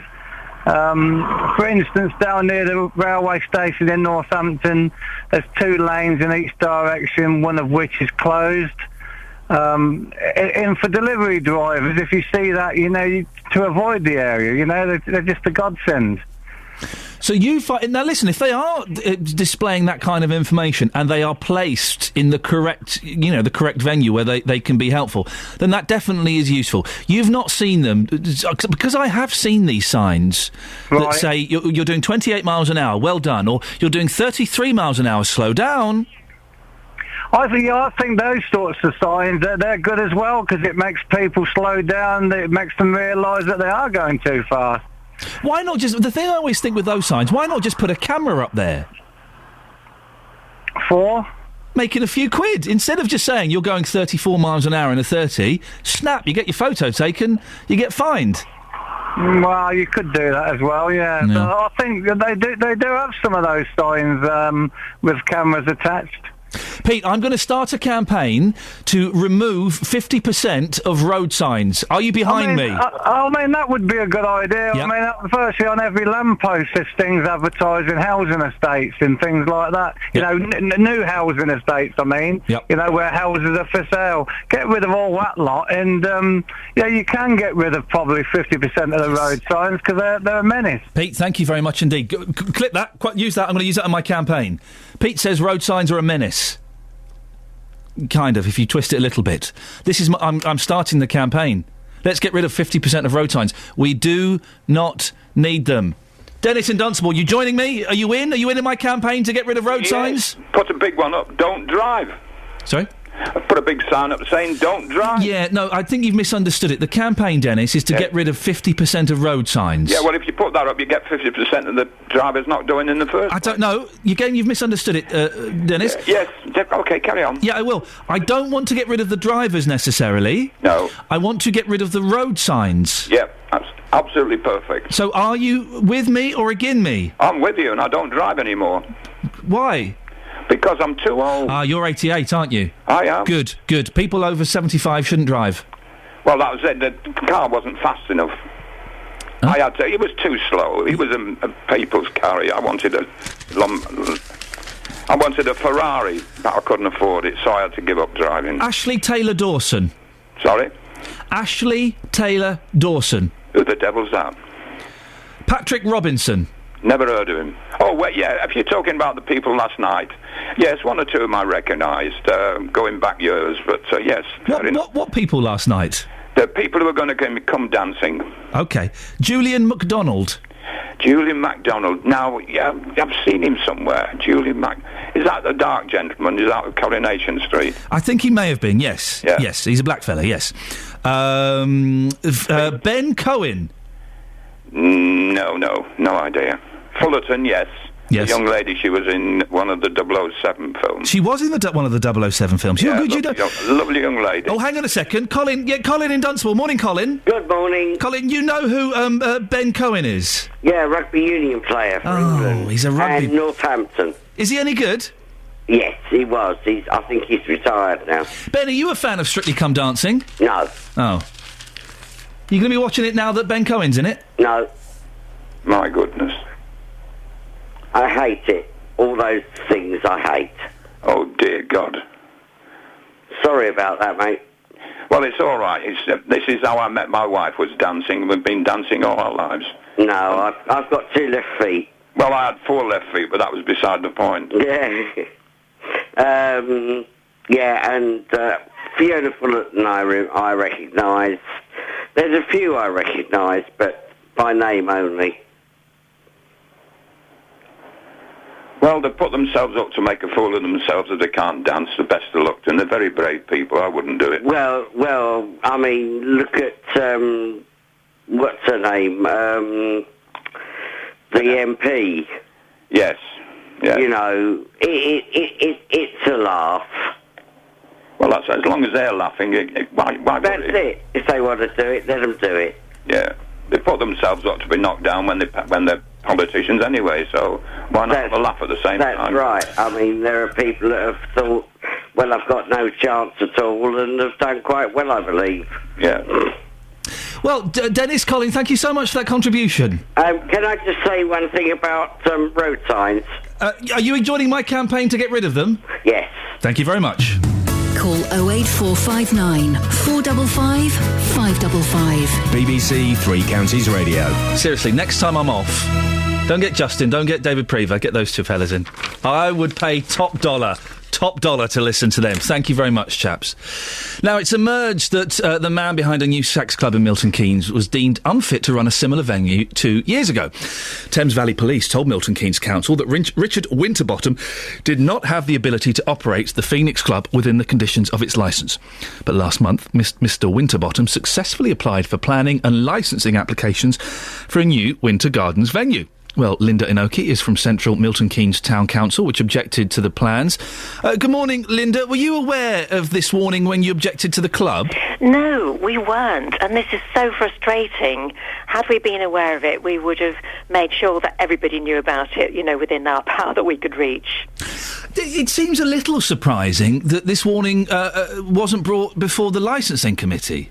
Well, yes, that's a very good point. What we also found out since is that the licensing committee itself, comprising, our elected representatives, did not meet to discuss it. The decision was delegated to an officer who obviously decided it was okay, so he rubber-stamped approval, despite obviously knowing that there had been quite serious problems with the same applicant. The Phoenix Club operated, didn't it, for 2 years without any problems after the warning. That could imply that Mr Winterbottom has learnt his lesson and he's tightened his belt slightly. It could do, but I don't really know. I'm not in a position to say. You say without any problems. Have we had any information from Thames Valley Police, for example? Because it was Thames Valley Police that called for the review of his licence in the first place, because there were problems with violent affray, drug taking outside the premises, and specifically breaches of his licensing conditions, which are there to protect, for example, the dancers from contact with the customers. There are supposed to be CCTV cameras in operation at all times, and there were lots of lapses of that sort of thing. So I'm not entirely sure whether we can definitely say that there haven't been any problems since. It may just be that we haven't been aware of them, but I don't know. He might be a reformed character. You objected to the club before you knew about all these incidences that you just mentioned. Why are you so opposed to a lap dancing club? Not necessarily to a lap dancing club. I mean, there is an argument that every city centre has this kind of thing in it, OK, but it's about the location. And we opposed it at the planning committee. Unfortunately, it already got its licence approval, but we opposed it at the planning committee on planning grounds, saying it's the wrong location. Now, where they want to open this new one is in our prime business district. There are, very well attended offices there. People walk through that area. Well, I'm sure a lot of those people using the offices will probably use the club as well. Well, possibly they will. But equally, for example, Holiday Inn is just around the corner, and they were very strongly objected to opening this lap dancing club in this particular location. They didn't want their guests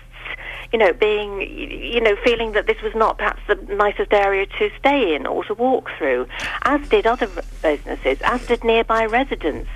But we had this bizarre situation where the people on the planning committee, once it had been given its licence, felt powerless to refuse it. I mean, the chairman was practically wringing his hands saying, I'm really looking for reasons to refuse giving planning permission now, but I'm afraid I can't do anything. Their hands were tied, and I think this is a totally bizarre situation, and it doesn't have to be this way. Does the council need to review its current procedures on sexual establishments, do you think, Linda? Yes, personally, I really think it does, and I'm not the only person that thinks that.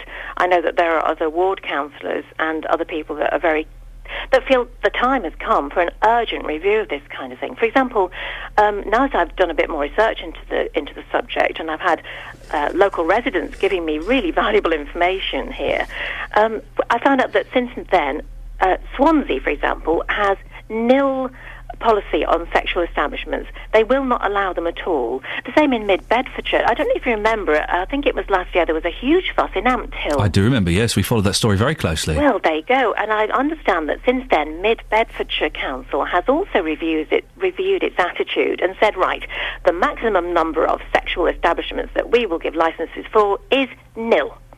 And that's control, And it's not about saying, it's not a moralistic position saying, I personally don't like these things. It's because I've been elected to try and look after the city centre of Milton Keynes. And it's the flagship of the region. We have over 30 million visitors a year coming from all over the area to central Milton Keynes. We want to keep it safe, attractive for everybody, and we just think this is the wrong location to put it in. Common sense has failed. The boxes might have been ticked, but where's the common sense? And we really, well, personally, I think it's time that Milton Keynes Council reviewed its attitude. Linda Inoki from Central Milton Keynes Town Council, thank you very much indeed for putting your point forward. Do you have a problem, this specific club to one side, do you have a problem with sex clubs? When we say sex clubs as well, it's not people doing it in there, it's women's strip clubs, isn't it, basically? That's what they are. Do you have a problem with them? 08459 455 555. 7:30, let's get the latest travel now on BBC Three Counties Radio. Travel news for beds, cards and bugs. BBC Three Counties Radio. Well, a lot of the local routes are a little bit lighter than normal because of the school holidays, but the motorways are looking very busy. Saying that, Ian, the M1 has eased around Junction 12, the Toddington-Flitwick turn where there was a breakdown earlier. It just looks a little bit slow south around Junction 13 at Bedford, then very slow further down into London between Junctions 5 and 4 from Watford to Edgware. The A1M looks very slow south towards and just past Junction 7, Stevenage, and then on the M25 it's very slow anti-clockwise from Junction 22 at London Coney round to 19 Watford. Russell Holding, BBC Three Counties Radio. Across beds, hearts and bugs. This is BBC Three Counties Radio.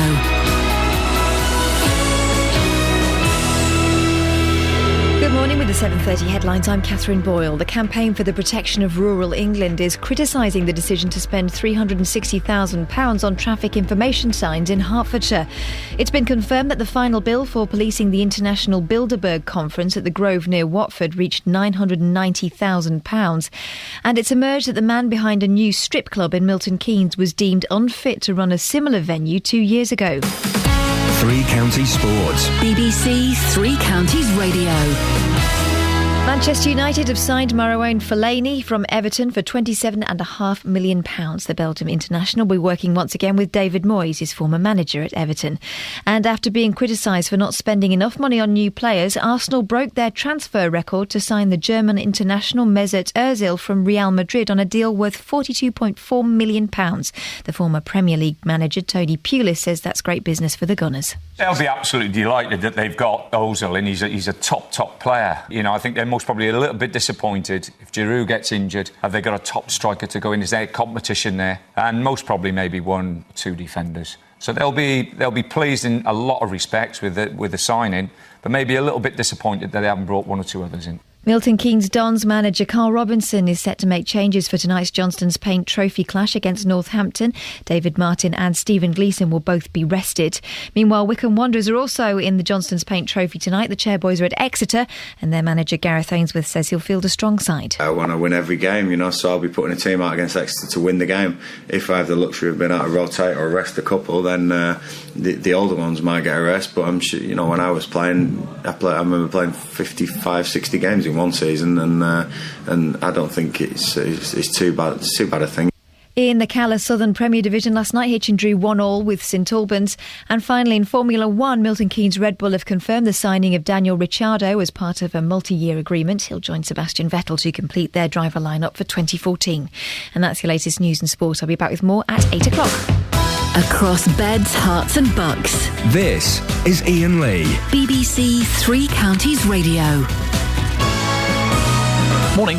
I've discovered my purpose in life. I knew... We're all looking, aren't we, for the reason that we are put on this earth. We all think there is a higher meaning for us being here. We can't just be here just to, get on with it for 60, 70 odd years and then die. There's got to be more to it than that, hasn't there? Well, I've discovered what my meaning is, my purpose, my God-given ideology is to get rid of 50% of all road signs. We don't need them. John has texted in 81333, starting his text 3CR. If you want to see good road sign usage, go to the A600 between the bypass and Shortstown. In half a mile, there are 40 signs, and then John has come up with a very clever and funny name for this stretch of road. I call it 40 Sign Road. That's too many. We could probably get rid of 75% there. We'll stick with 50 for the moment.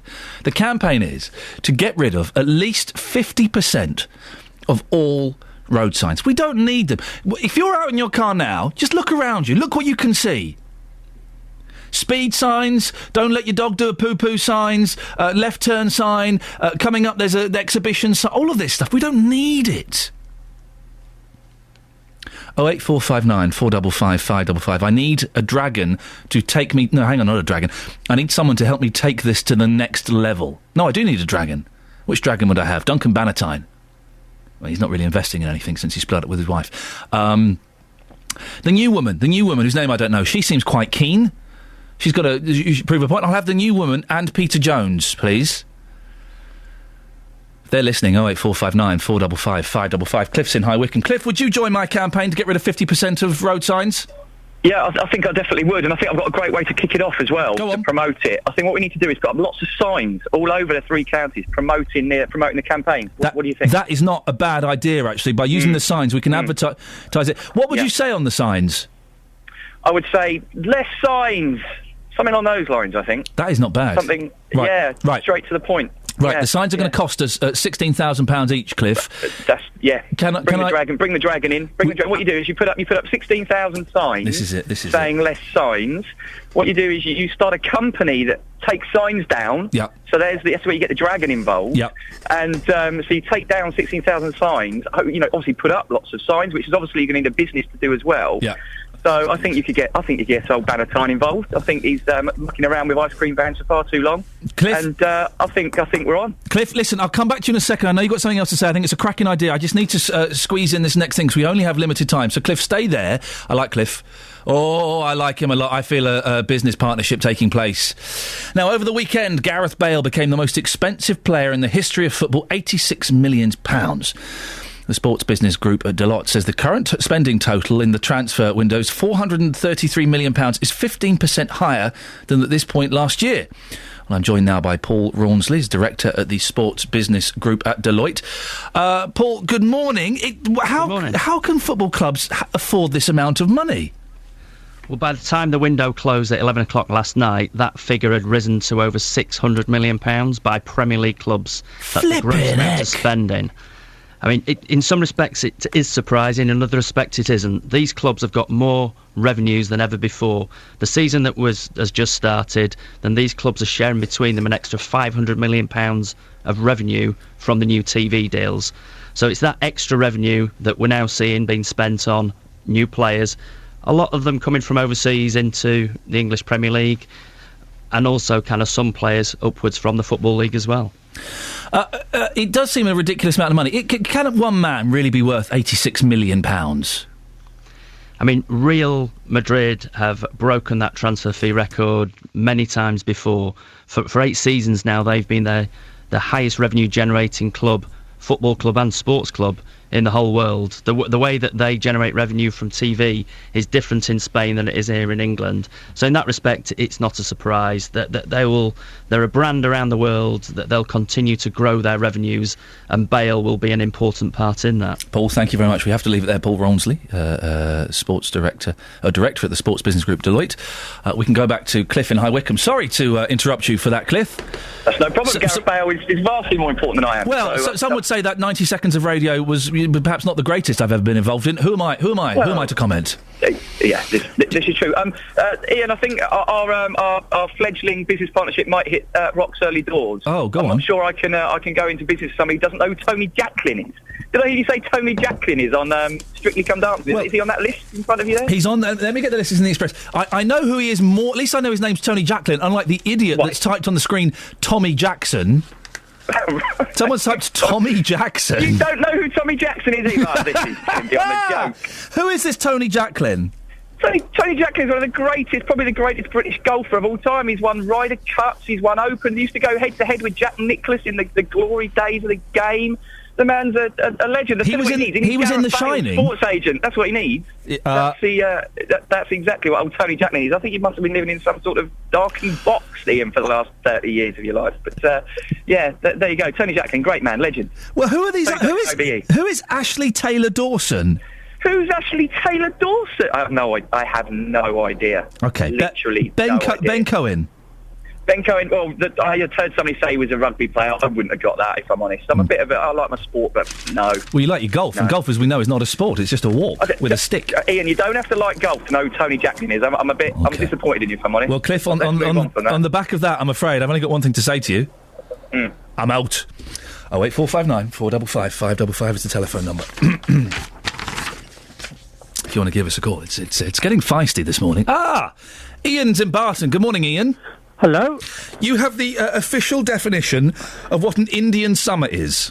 Yeah, the autumn starts, well, in astronomical and religious terms, autumn starts on the equinox, which is the 21st. Of September? Of September. Oh, OK. And the term Indian summer started with the early settlers in North America, so it refers to the North American Indians. Right. And it was a period of warm weather in late September, early October, which enabled them to finish off the harvest. Doesn't it have to... I thought it had to last for like 20 days or something. I've not heard that definition, but I know it was a period of warm weather in early October, and it enabled the harvest to be finished and fruit to be collected and stored to get them through the winter. How do you know this, Ian? Are you getting this from the Wikipedia Encyclopedia, or do you know it? I know it from reading. I've read a lot on meteorology and history, natural history. I'm very into natural history. And I know that we're celebrating the autumn equinox this year with some friends.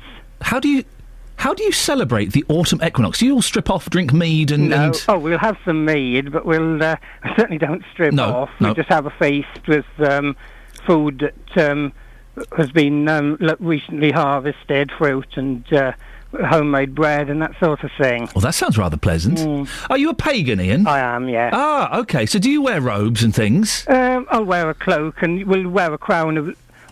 usually make ourselves crowns of leaves and flowers. And what? So will you be wearing your crowns of leaves and flowers at your feast? Most of us will, yes. There'll be some ears of corn in it and some berries and ivy. This sounds like a lot of fun. Is it easy to become a pagan? Do I have to, to be baptised or something? No, anybody can. You just need a cloak. Get interested, and just get involved with the group, or you can just be as a solitary. I know. A solitary pagan. I don't think there's anything sadder than that. You want to be part of a group. So when you're having this feast? Sorry, when did you say you're having your equinox feast? Well, on the 21st. Would you mind if we sent down one of our reporters? Maybe Justin. No, it's not local. It's with some friends from London. Okay. Well, maybe. Listen, Ian, talk to my team. Because we'll see if we can persuade you. Because it'd be interesting, I think, to send Justin Dealey, who's very open-minded about things like this. I just think Justin Dealey in a cloak and a crown of leaves with some smearing of sweet corn in, I think would be a wonderful picture. So Ian, talk to our team and we'll see if we can arrange something like that. By the way, if you run a fringe religion, then do let us know and we'll happily send Justin Dealey along. Can't say fairer than that. 08459 455 555 is the telephone number if you want to give us a call. I'd love a cloak. I wish men could get away with wearing capes or cloaks. They can't. Girls can. Quirky girls can wear a cape.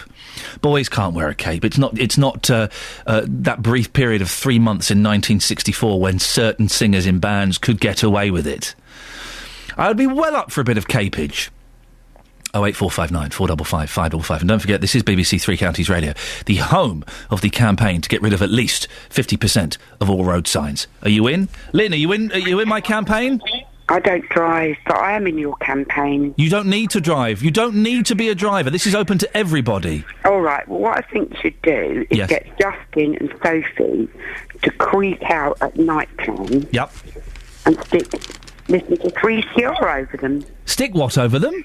Listen to 3CR. Yeah, that's a good idea. I'm going to encourage members of the team here to vandalise council property. I think so. What could possibly go wrong?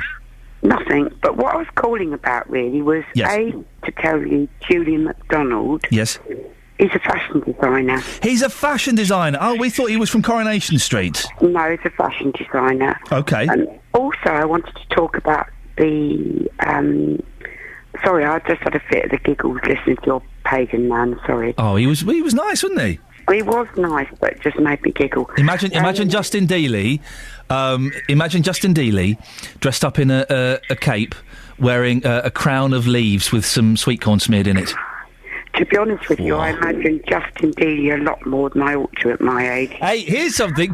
If you're friends with Justin Dealey on Facebook, he posted a picture yesterday of him naked, holding a fluffy little poodle. To be honest, I don't understand Facebook. You wouldn't understand that picture of Justin either. It's horrendous. Anyway, go on. We've got 30 seconds. The other thing I wanted to say about the kennel place, the shelter place that wouldn't let that lady have a dog. Yes. Now, I've read about Cesare Milano. Yes. Talk about a made-up name and his methods. Yes. And they're absolutely right not to give her a dog because, quite honestly, he does use electric collars and things. Yes. Well, this woman in particular doesn't use the collars, I don't think. But what people need to remember is that rescue places take animals that have already been badly treated. They wouldn't give a dog to someone that they thought would be cruel to it. Lynn, we have to end it there. You're right. I don't think this lady in question would necessarily be cruel. We're going to speak to her later on and get her side. But those collars with the electric shocks... They're a menace. Yes. They're a menace. Yes, OK, fine. Travel news for beds, cards and bugs. BBC Three Counties Radio. Well, it looks like most of the delays on the M1 look to have eased around junction 13 at Bedford. There were delays originally caused by a breakdown at junction 12, which is the Toddington and Flitwick turn. Then the delays around junction 4 at Edgware look to have eased as well. There was an accident very quickly moved out of the way there. M25 still looks very slow, particularly at junctions 27 to 25 from the M11 to the A10. Then from 22 round to 19, which is London Coney, past the M1 and on to Watford. Now it's starting to look very slow from 17 to 16 as well, from Maple Cross to the M40. A1 very slow south towards the Black Cat roundabout, then further down the A1M between junctions 8 and 7 towards London between the two Stevenage turns, looking very slow. The A5 looks very slow south towards Markyate. Also very busy around the Houghton Regis turn area just north of Dunstable, and then going the other way north up towards Hotcliffe is looking very slow for a short stretch. I can see some delays showing on the speed sensors on the A507 in both directions approaching the A6 at Clophill. Short queue down the A6 towards there too. Russell Holding, BBC Three Counties Radio. Thank you, Russell. 7:47. It's Tuesday, the 3rd of September. I'm Iain Lee, and these are your headlines on BBC Three Counties Radio. The Campaign for the Protection of Rural England is criticising the decision to spend £360,000 on traffic information signs in Hertfordshire. It's been confirmed that the final bill for policing the International Bilderberg Conference at the Grove near Watford reached £990,000. In sport, Milton Keynes-based Formula One team Red Bull have confirmed the signing of Daniel Ricciardo as part of a multi-year agreement. Coming up, is it OK to pin down a dog if it does something wrong? Well, that's a technique used by the dog whisperer. Is it a bit cruel? 08459 455 555. Let's get the weather. Here's Elizabeth Rizzini. Beds, Herts and Bucks weather. BBC Three Counties Radio. Hello, very good morning to you. Lots of sunshine around again today, staying warm, dry and sunny for the rest of the day indeed. But we will see more in the way of fair weather cloud here and there through the afternoon than we had yesterday, particularly towards eastern areas, so across eastern areas of Bedfordshire and Hertfordshire. But temperatures today up to 23, 24 degrees Celsius, 75 in Fahrenheit. Some spots could even get as high as 25 perhaps. It's going to be very warm again with just light winds, so very pleasant indeed in the sunshine. Overnight tonight we do the whole thing all over again. Clear skies, bit of patchy clouds, some isolated mist patches. Temperatures in the rural spots down to around 11 or 12 degrees, but 14 or 15 in many of the suburban towns. And then as we get into tomorrow, even warmer. We could be looking at 27 or 28 degrees Celsius, some drier air, so less fair weather cloud, more blue skies, more sunshine. This situation will continue on Thursday as well. Yes, summer continues right into September, but it's all going to break down on Friday with the arrival of a cold front, a massive dip in temperature of probably around 10 degrees. You will notice that, and some outbreaks of rain as well. That's the forecast. Thank you very much, Elizabeth. Tonight there's even more cup games for some of our local teams. Morgan at the back six, glances it in.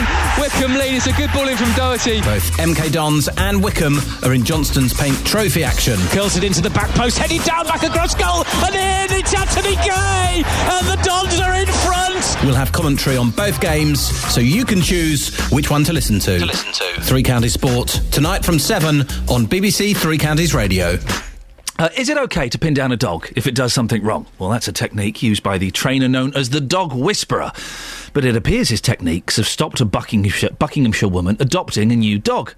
Elke Hoyer was visiting Stokenchurch Dog Rescue with her other dogs when she had to restrain one of them. It became aggressive towards the dog she was hoping to adopt, and it appears the technique she used was not approved of by staff at the centre. Well, Elke joins me now. Good morning, Elke. What happened? Good morning, Ian. We went up there to do a mix meet, which is where your dogs meet the prospective adopting dog. And we introduced the dogs, everything went well. It took an hour because I have 5 dogs.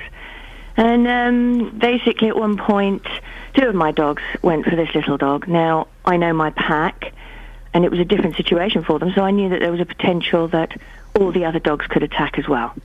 So I had to nip it in the bud, and I put them in a submissive pose. I would not recommend that unless you know your dogs, because they can then act as... So what is this submissive pose, Elke? You put them down on their side, and you just put your hand on their neck and let go, and when they're submissive, you let them up again. It took seconds, and it stops the dog from going into a red zone case where they just want to kill. OK. And what did the staff at the centre say? Nothing. Oh. So and, when did you realise there was a problem? No. And at the end of it all, I wasn't getting anything much from them except trying to arrange a second meet. And I said, before we arrange a second meet, what are your opinions? And that's when they told me they didn't approve of Cesar Millan's techniques. Right. There are some people who might suggest that some of Caesar's techniques are a little bit cruel. The inverted choke chain with the spikes, the electric shocks, and even some might suggest the submissive pose is a little cruel. What would you say to those? I think the electric collar and the spikes, I think they're inappropriate. I wouldn't use those at all. Some of his training, a lot of it, is based on the behaviour of the animal and the psychology of the animal. And you just study that, and the submissive pose is definitely not cruel. It's what they do in the wild as well. And you cannot let a dog that is out of control you and the situation, because it can cause severe damage to other people and other dogs. What would you have liked to have happened? What disappointed you about Stokenchurch's attitude? That they just should have told me beforehand. I mean, I think the work they're doing is absolutely terrific. I also think that the adoptive process, at the beginning of it, or on the website, it should say that they don't condone Cesar Millan's techniques. They say reward training, but Cesar Millan's techniques are reward-based training. Well, they're also punishment-based training, though, aren't they? Those were extreme cases in the early days. If you look at the way he trains now, he doesn't use those techniques. I think he may... I can't speak for him what his thoughts are now. But it's certainly not anything I would use. My pack is quite stable now. And it's... that neck technique is something that happens very, very rarely and hardly at all now. Who's that old woman that used to do dog training in the 70s? Sit! Barbara Woodhouse. Yes. What's wrong with Barbara Woodhouse? The dogs were OK in the 70s, weren't they? Well, it's 2 different types of training. That's training the dog to sit and heel, and Cesar Millan is teaching you to understand the dog and to be the pack leader. That's the difference. Right, OK. Elke, listen, I appreciate your time. Thank you very much for coming on. That's Elke Hoyer. From Saunderton. We did contact Stokenchurch Dog Rescue yesterday for an interview or a statement, but they didn't get back to us. Well, what do you think? I mean, I've not seen... It would be nice to see a picture of this submissive pose. I've had a look online and couldn't find one anywhere. It would be helpful to see what it's like, and we can judge it a little bit better. Have you seen it? Do you do it? Do you imply... I mean, it's interesting, Elke, there suggesting that maybe Cesar Millan, the dog whisperer, has stopped using the inverted spikes on a choke chain. Inverted spikes on a choke chain? Electric shock collars? Come on! There can't be anybody listening to this who thinks that those techniques are acceptable and aren't cruel. Giving a dog an electric shock... Choke chains are pretty violent anyway, but with inverted spikes on them? Really? Guys? That's obviously a bad thing. Isn't it? There can't be anybody listening to this. My listeners are far too sensible to condone the use of inverted spike choke chains and electric shock collars. 08459 455 555. Call 08459 455 555. BBC Three Counties Radio. Would you holiday in Hertfordshire? A campaign is being launched to get the county voted as the UK's top tourist destination. Above the New Forest, above the beaches of Cornwall, above Dorset, above the UK's top tourist destination. Well, it's already been shortlisted in the British Travel Awards. Sophie Solaria enjoys a good holiday. She's always got a bit of a tan. Sometimes it's fake, sometimes it's genuine, and it's fun guessing which is which. Sophie, would you holiday in Hertfordshire? Hey, I went holidaying in Harpenden this morning. Well, now, technically, a morning there is not a holiday, is it? That was nice. It was all right. I went to the Green. I saw the War Memorial. Yeah. There's a statue there. Could you spend a week there, though, Sophie? No. Exactly, you see. A holiday for me is 5 days minimum. Local Chinese. That looked all right. Local Chinese, you say. You've been speaking to people about this. What have people been saying? Well, you've told me that I have to find someone that really wants to holiday in Hertfordshire. That's the challenge I've set you this morning, yes. So far, have a listen. Not really, no. We tend to go to Northumbria, Cornwall, places like that. You're telling me that you would holiday in the UK? Yes. But you would fail to holiday in this beautiful county? It hasn't crossed my mind. Why would it not cross your mind? Close. Oh, come on, where do you live? Harpenden. Well, but look, you've got that nice war memorial there and some trees around you. Yeah, you've not persuaded me, I'm afraid. Sorry. No, really, I can't. No, sorry. Would you holiday in Hertfordshire? No. But why not? Look how beautiful it is around us now. I live here. But that's all right. Oh, she's walked away. Well, you've not found anyone, Sophie. And I've just stopped a lady now, just as we were listening to that report. Madam, what's your name? Tracy. Tracy, sorry, we're now in Luton. I am asking if you would go to the sunny climes of Hertfordshire to holiday. Absolutely not. No. Oh, well, look, now listen, we were experiencing at this very minute an Indian summer. That basically means a hot autumn. Right. Nice, good. Love nice. it, love the sunshine. The summer can go on forever. Love it. We're just about to invest in a lot of money in road signs in Hertfordshire. Couldn't it be more of an exciting time to be in Hertfordshire? Yes? No. Is there a beach in Hertfordshire? No, Ian, nobody wants to go. Sophie, you've got an hour. Find me someone. Here's an idea, Hertfordshire Tourist Information Board. If you want to make this the number one tourist destination in the country, improve your tourist website. I've just gone to hertfordshire.com. What a mess! Is it 1997? Are we using 56k dial-up? What a mess! You go to the home page, and I can't make head and a tail of this. It doesn't give me... you have to click on... It looks awful. So, here's the thing. If you want to have any chance of making Hertfordshire the number one tourist destination, I would suggest you spend, 1,600 quid on a new website. There we go. That's your first investment. Would you holiday in Hertfordshire? 08459 455 555. Listen, I'm not saying it's a bad place. You know, it's a great place. There are some cracking places in it, but spending 5, 6, 7 days on a holiday there? Really? Would be tough, wouldn't it? 7:58, BBC Three Counties Radio. Let's get the travel. Travel news for beds, cards and bugs. BBC Three Counties Radio. Well, the M1's not too bad this morning. It looks a little bit busy approaching junction 14 at Milton Keynes, but on the whole it's moving relatively well. M25's got various delays. Anti-clockwise traffic's queuing in patches. Junctions 27 to 25 from the M11 round to the A10. It also looks very slow from junction 22 at London Colney round to 19 at Watford. Then from 17 to 16 Maple Cross to the M40.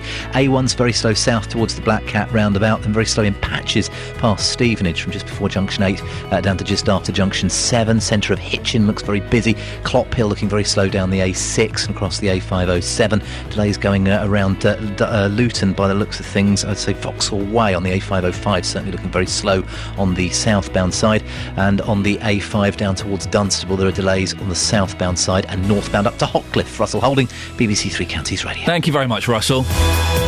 So far we've started a campaign to get rid of at least 50% of all road signs. We've not found anybody who would go to Hertfordshire on a holiday, and we found out my listeners are too sensible to use cruel training methods on dogs. Local and vocal across beds, hearts and bucks. This is BBC Three Counties Radio.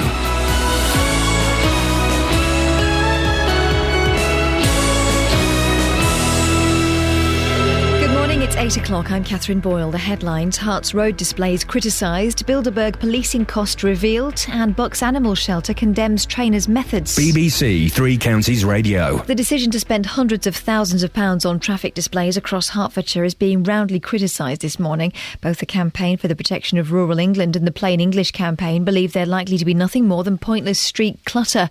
The decision's also been criticised by Welwyn Hatfield Borough Councillor Malcolm Cowan. That the more visual distractions there are to drivers, the less they're able to concentrate. And Hertfordshire, one of Hertfordshire's other ideas was to have adverts on loads of the roundabouts.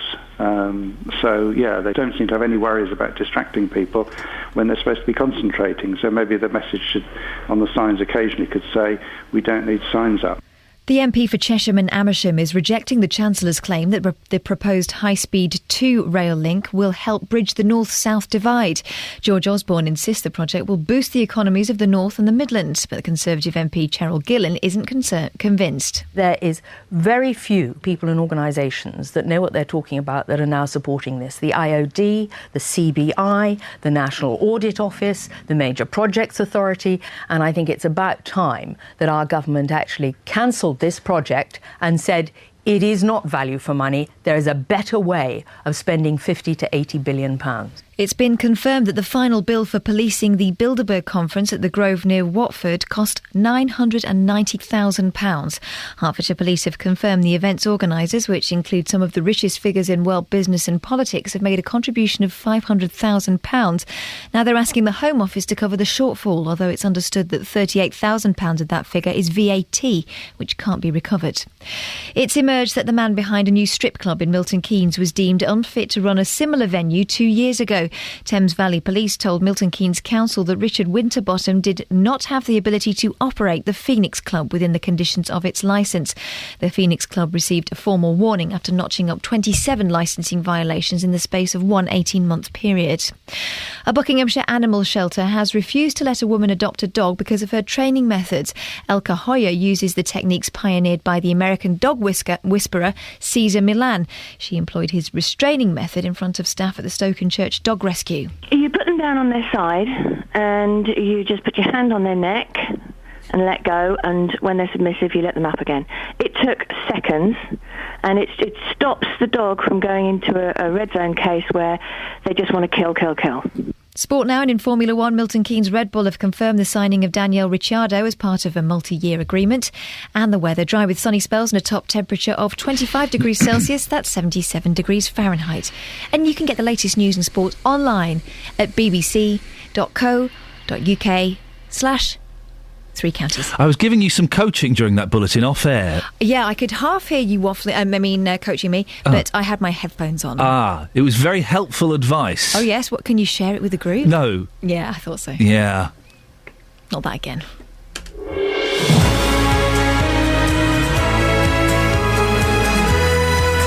I like to pass on my years of knowledge and training to all of the members of the team. All of them. Here's some advice, Kelly Betts. You're fired. Morning, this is Iain Lee, BBC Three Counties Radio, here every weekday morning between 6 and 9. JVS will be on at 9, taking over. We'll find out what he's got, what he'll be doing in his show in about 13 minutes' time. Now, coming up in the last hour of the show, there's not a lot of cash going around at the moment, is there? Cuts are being made everywhere. But Herts County Council is planning to spend more than £350,000 on 24 new road signs. I say we've got far too many road signs already. Will you join my campaign to get rid of at least 50% of all road signs? Is it okay to pin a dog down if it does something wrong? It's a technique used by the dog whisperer, but it appears his techniques have stopped a Buckinghamshire woman adopting a new dog. Some say it's teaching your dog by fear. What do you think? 2 hours into the show, we've yet to find anybody who would holiday in Hertfordshire. Well, a campaign has been launched to get the county voted as the UK's top tourist destination. Would you holiday in Hertfordshire? Facebook.com/BBC 3CR. You can send me a text, 81333, start your text 3CR, or you can give me a call, 08459 455 555. Across beds, hearts and bucks. This is BBC Three Counties Radio. Herts County Council is planning to spend more than £350,000 on 24 new road signs. 9 signs are planned for Hatfield, another 9 for Welwyn, with a further 6 signs expected to be installed in Potters Bar early next year. Each sign costs £12,000, with a further cost of £3,800 needed for installation, so just under £16,000 each. But are they really necessary and a good use of taxpayers' money? Insipid, bland little notice boards. That's how many signs have been described by Liam Reddington from the Plain English campaign. And Malcolm Cohen, the Lib Dem councillor for Hanside and Pear Tree in Welwyn Garden City, believes the £350,000 only includes the signs in the Welwyn Hatfield area. This is a county-wide initiative, so I suspect that the cost is nearer £3 million. Well, joining me now is Terry Douris, the Cabinet Member for Highways and Transport and Hertfordshire County Council. Maybe he can clear this up. So, Terry, how much is it? 350,000 or 3 million? Well, it's not 3 million. It's 350,000 for the 24 signs that you've already said. And if you extrapolate those... Incidentally, good morning, Ian. Good morning to you, Terry. There's likely to be about 71 signs across Hertfordshire when it's rolled out. And my calculations show that will be around about 71 times...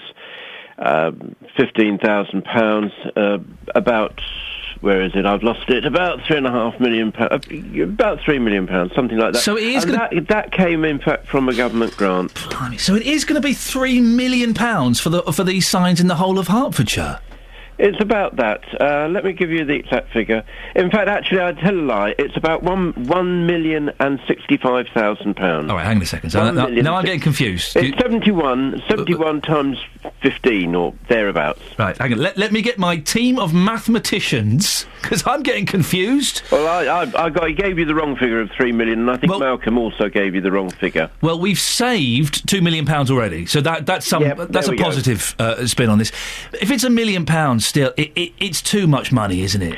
Well, it depends how you define too much money, because first of all, I would argue they're not insipid little signs, and I would also sort of steer you away slightly from some of the messages that are being proposed to be put up, which are all good safety messages, but one of the key elements is to alert drivers to incidents on the network so that they can actually take a diversionary route or be aware that they're going to be delayed or whatever if there's a road closure or an incident. And for example, we've had during the summer holidays, and I spent, may I tell you, the whole of the summer holidays in Hertfordshire. There were...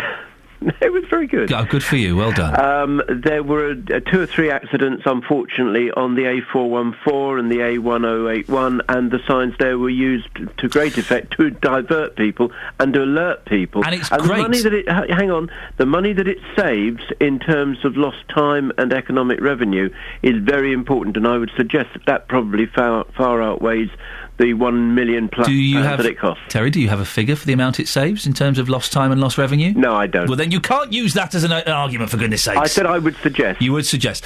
And it's great when we've heard from one caller already, when these digital signs do display, road closure, traffic ahead, that kind of thing, they're wonderful. But for the most part, most of the time, they will just be saying, don't drink and drive, don't text and drive, won't they? Yes, but we're in a catch-22 situation here. I mean, if we don't use these signs to alert people to the dangers that might they might befall if they do drink and drive, or if they don't take care, or if they don't think cyclists or whatever. Then we're going to be accused of having signs up not being used at all. But people know that. People know not to drink and drive. They know not to text and drive. A sign like this isn't going to make them stop, is it? People also know not to use their mobile phones and drive, but you think of the number of people who do use their mobile phones. But a sign, I mean, it's against the law, so a sign is going to make no difference. A sign is going to give them just a reminder. It's that you'd be surprised if you drive down the road. I mean, somebody mentioned about advertising on roundabouts. You see a sign for a particular restaurant or something like that. Next time you're going along, it's subliminal advertising in a sense. It's not quite that, but you know what I'm getting at. We've got the figure, 1,065,000, thereabouts. Yeah. We were there eventually. This money could have been spent better, couldn't it? Well, we got the money through a government grant, and it was allocated for that. So why is the government giving... If everything is so tight, why are they indulging in this little folly?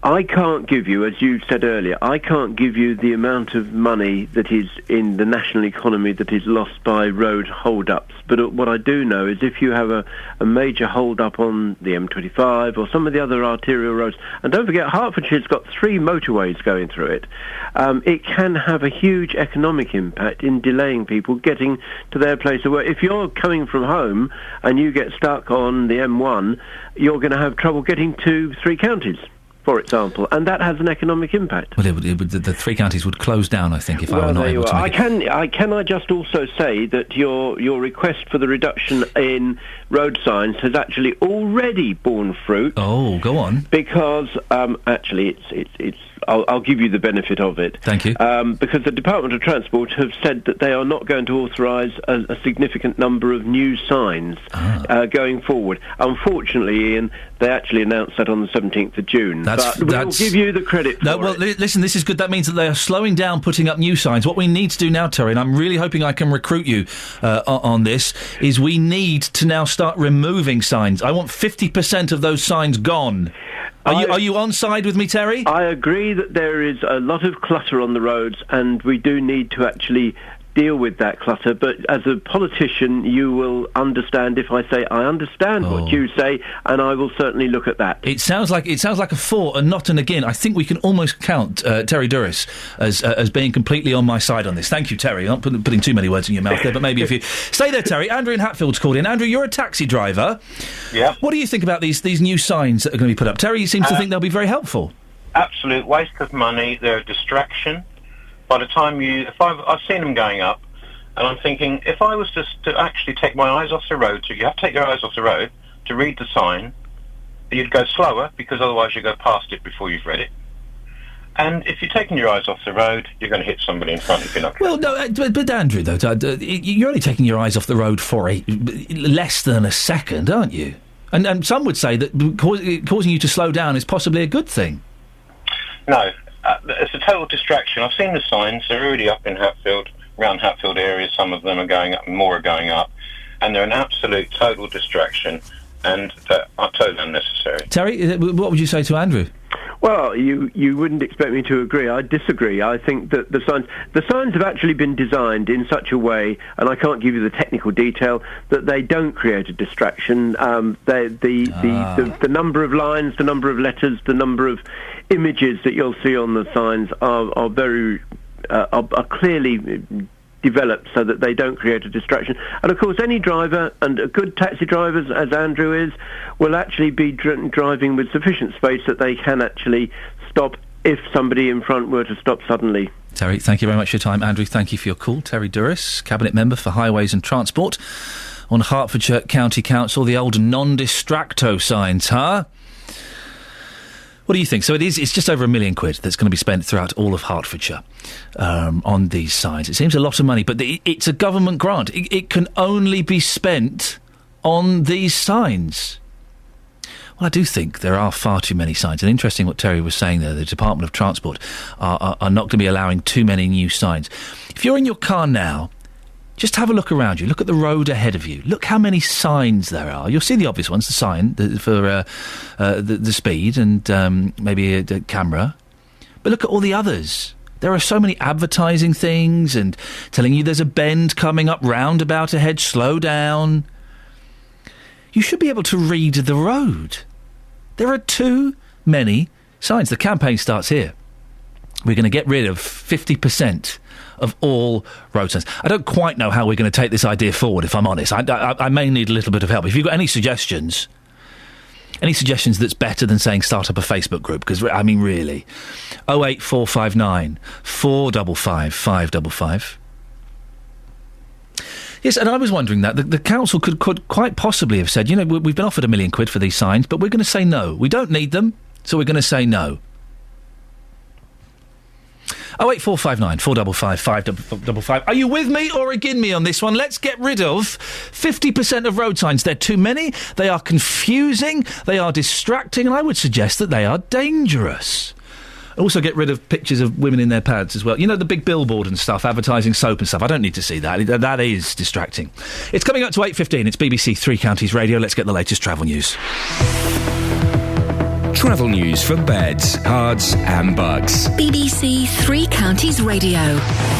Well, the M1 doesn't look too bad this morning. Various stretches of the M25 looking very busy, especially on the anti-clockwise side, where there are queues in patches between junctions 27 and 24 from the M11 round to Potters Bar. That's because of the roadworks. Then it's very slow from junction 22 round to 19, so London Coney to Watford. And then junction 18 to 16 looks very slow. Chorleywood to the M40, and then further around from there it looks very busy around junction 13 at Staines. The A1, very slow south towards the Black Cat roundabout, the bit passing Stevenage looking very slow junctions 8 to 7, although there are bits further back as far as Letchworth that are beginning to look very slow as well. So patches of the A1M looking very slow this morning, but especially down towards junction 7 at Stevenage. The A5 looks very slow south into Dunstable, and then further down halfway towards the sort of M1 area it's looking very slow for a stretch. Northbound delays look to have eased further up, actually, where I'd spotted a few delays a little bit earlier on. A6, there's a tiny bit at Silsoe that looks very slow. Oh, Clophill still looks very busy as well on the southbound A6. Russell Holding, BBC Three Counties Radio. Thank you very much. Right, it's 8:16. It's Tuesday, the 3rd of September. I'm Iain Lee, and these are your headlines on BBC Three Counties Radio. The Campaign for Plain English is criticising Hertfordshire County Council's decision to spend more than £1 million on traffic displays, dismissed by the campaign's spokesman as insipid, bland little notice boards. The MP for Chesham and Amersham is rejecting the Chancellor's claim that HS2 will help bridge the north-south divide. In sport, Manchester United have signed Mourane Fellaini from Everton for a fee of £27.5 million. Coming up, the cost of Bilderberg. BBC Three Counties Radio.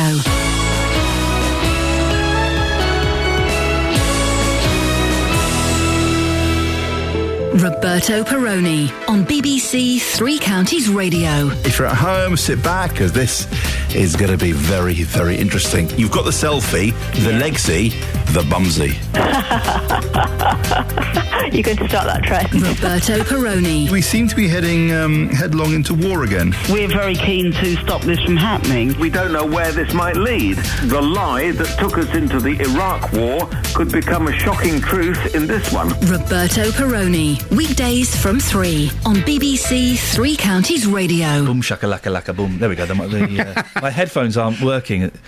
There we go. If I don't move too much, they will work perfectly. You said a very kind thing when you came in this morning. What was that? You look really tired. You do look a bit tired. You've got fluffy hair. I've not put any product in. Shall I do my hair now?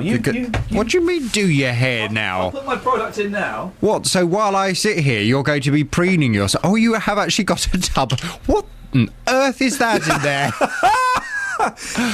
What is this stuff? It's a funky shaper. Good grief. I'm about to put my hair into a You put that into shape. your hair? Well, what do you put? It looks like you use that kind of blue gel that people used to get in the 80s. I don't use blue gel. Look at this stuff. Look. That must be ever so greasy. Does your wife ever run her fingers through your hair? No, we've got 2 kids. None of that. None of that goes on. She'd stick to you, wouldn't she? No, you can't. Okay, let me get... Oh, I can't believe you just wiped it on your jeans. Or am I going to wipe it? Oh, that is... Do I look less tired now? You do, actually. Funky shape. You can tell you spent years on the TV. And more years off. Now, what have you... Let's get in there before somebody else does, shall we? What have you got on your show today? Well, on this morning's Big Phone-In, I'm asking, would you like to see more cyclists on the road? Thousands of cyclists have descended on Parliament, demanding more investment in cycling across the country. A report from Get Britain Cycling has recommended that enough money is spent so that 25% of all journeys in the UK are done by bike. However, the Department for Transport rejected their findings, and last week Community Secretary Eric Pickles accused pro-cycling councils of having an anti-car dogma. Well, is he quite right? Are councils doing too much for cyclists, whilst car users have to suffer the consequences of untrained, uninsured crash hazards all over beds, hearts and bucks? This morning from 9, I want your views. Would you like to see more cyclists on the road? On Sunday... Yeah. I did something I haven't done for a very long time. Oh, God. I went down to my garage. Oh, dear. And I got my bike out. And I thought, I'm going to cycle to the supermarket. Yeah. Because I'm getting a little bit, getting fat back. Yes, you got that email. And I thought, well, I'm going to get on my bike and I'm going to cycle. So I cycled there. Yes. It was a Sunday morning. It was quite nice. Yes. Unfortunately... You notice that David Lloyd, the police and crime commissioner, has turned up, and yet you're still banging on about this. I know, my hair hasn't been greased down, for the day. Do you want some product? Well, it's very kind of you to offer. I know it's time I had my hair cut, but I'm going back into Hertfordshire to spend time in that great county. So, okay, all right. All I'm saying is, JVS, is yeah, I'll keep it brief. Yeah. Well, it was in Hertfordshire. I was cycling, David. You'll be pleased to know. Oh, I'm pleased to know that. Yeah. And I got off the bike, went to my supermarket shopping. I bought quite a lot, including a great big box of washing powder, which was difficult to carry on my handlebars. I'm so sorry, David Lloyd. I'll just be a sec. And when I got on my bike, flat tyre. Had to cycle back on a flat. Really wasn't worth it. Is it not one of my best? Smell my fingers. No, I don't want to smell your fingers. David, I'm leaving him to you. The product smells I'm delighted nice. to hear it. He hasn't shaken my hand. No, don't shake my hand. Thank you very much. Jonathan Verner-Smith, thank you. Let me press this while we rearrange ourselves. Call 08459 455 555. BBC Three Counties Radio. Now, you remember back in June, the Bilderberg conference took place at the Grove Hotel outside Watford. Well, the bill for covering it came in at £990,000, just under £1 million. The organisers themselves are contributing £500,000, although they don't have to. But the Police and Crime Commissioner for Hertfordshire is asking the Home Office to cover the remaining money, not including £38,000 of VAT, which can't be recovered. Well, I'm joined now by David Lloyd, the Police and Crime Commissioner for Hertfordshire. Good morning, David. Morning. Sorry you had to sit through that farce of a broadcast there. The Bilderberg conference, it was a 5-day operation. Successful, do you think? Really successful operation. We had, at its height, 2,000 protesters there. Protesting peacefully, of course, that's because the protesters were protesting peacefully, but very well policed. I think it was a great example for the world to look at, to see how you can police an event which is very high profile, could be a difficult arrest. Only 2 people arrested for minor offences. I mean, that worked very, very well indeed. The traffic flowed through. We got a great 6-star hotel in Hertfordshire, and that's where it was held. You were talking about earlier about holidaying in Hertfordshire. You could holiday there. It's a very great hotel. But you can get on and do it. Hertfordshire's open for business, and the policing behind it showed that it's open for business. £1 million. A lot of money. It's a lot of money. How did you... The Bilderberg group or the organisers are going to contribute half of that. How did you get that out of them? Well, we had some discussion with them beforehand. The Assistant Chief Constable in charge had discussion with them to find out how it would be financed, how it would work. Of course, it isn't something that they have to do. You could, I don't know if you do hold parties at your house, Iain, of that sort of size, but you could hold a party at your house. We can't, in terms of policing, say you can't hold that party on private property. The Grove Hotel's private property. They can do what they want there. But of course, this is a very high-profile event. You've got presidents, you've got royalty, you've got all sorts of people going there. You've got to make sure it's properly policed. And what it really showed is that you've got an excellent constabulary in Hertfordshire, one which is able to cope with these events very, very well. Business as usual. It's just under £490,000 that you need to find. You're going to be asking the Home Office to come up with that. They're going to say no, aren't they? No, I don't think so. I mean, I'm confident they'll say yes. Really? And this is something which was a national event, an international event. I think that this falls very much within the sort of special grant area that we should get paid for, and I'm confident that we will be paid. When are you asking them? When do you find out the answer? I put my wet signature on the long document today. It will be sent off today. I'll tell you when we get the answer, and I'm very happy to come back again. The Home Office have said, haven't they, that they expect constabularies to have some sort of monetary provision for unexpected events. Is this an unexpected event? Well, I think this falls outside of there, and then we get that's where we get into the application we've made. I think that we will find that it's granted, but clearly we police for anything which happens as it happens. The cost of this is actually less. I suspect once everything's sorted out, I think it'll be less than a home match for Watford. I think that's the sort of area we're looking at. But you do get unexpected events. We've got to be willing to have contingency in place to do it. We've got contingency in place to do it. You know, the bottom line is Hertfordshire remains a really safe place to live and work, and one of the reasons for that is we've got a really great constabulary. You're confident they're going to say yes? Yep. If they say no, where's that money going to come from? Council tax, I suppose. Well, you know, if they say no, that's a question I'll come to when we get there.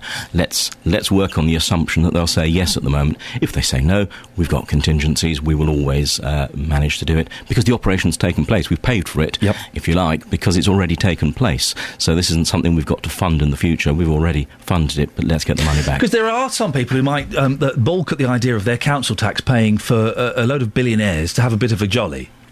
Well, there will be people who balk at that. I would say that this was a really great event for Hertfordshire.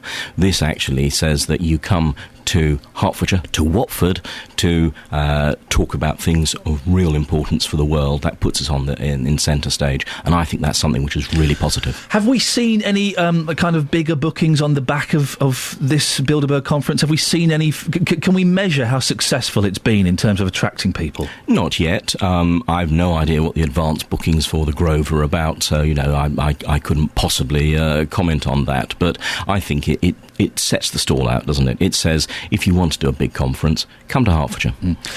We've been talking this morning about how certain people want to make Hertfordshire County the number one holiday destination in the UK. Listen, Hertfordshire's fantastic. It's a great place. Of course it is. It's wonderful. But the number one holiday destination in the UK... Well, I think that it has a range of positive things about it, and wouldn't it be great if it was also the number one location? Clearly, the question's there because it isn't at the moment, and there are, Britain's a great place, got wonderful places to go to. But actually, if you were coming to Britain and you wanted to see the sights and whatever, why not stay in Hertfordshire? I mean, you've got all that great transport link as well, so you can get to places like London, but you can come back and spend your evenings in Hertfordshire, and I think that would be a far better way to do a holiday quite often than to stay in London. You know what question's coming next? Where did you last go on holiday? I was in Yorkshire last week. For a holiday? For a holiday. I'm so sorry to hear that. It's nice to have you back.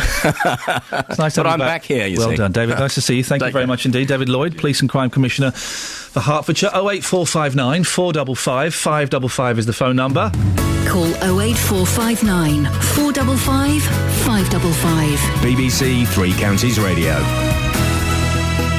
We've still yet to find anybody who would proper holiday, and I don't mean an extended weekend. 5 days or more is a holiday as far as I'm concerned, in Hertfordshire. And I'm not knocking Hertfordshire, I think it's great. I think there are some fantastic places in it. But, holiday for 5, 6, 7 days? A fortnight? Oh, now we're pushing it. Aren't we? And also dog trainers, if you are one. 08459 455 555. This Cesar Millan, his techniques, I mean, the inverted spikes on a choke chain. I've never liked the electric shock collars. I think Jonathan didn't he talk about these about a month ago or something? The electric shock collars. They seem incredibly cruel, don't they? An electric shock, yes, it's only a mild thing, but still, would you do it to your kids? Hang on, there's actually not a bad idea. Electric shock pants. No, I'm joking. 08459 455 555. Bob in High Wycombe says, I've read 2 of Caesar's books. He's the dog whisperer. And watch every episode. Inverted spikes and electric collars were being used by owners and taken away by Caesar. He does not condone them. All his training techniques are based on dog psychology. Dog psychology. Oh, yay. A dog psychologist. 08459 455 555. You're listening to Iain Lee on BBC Three Counties Radio. Here until 9 o'clock, then it'll be JVS. Let's get the latest travel, shall we?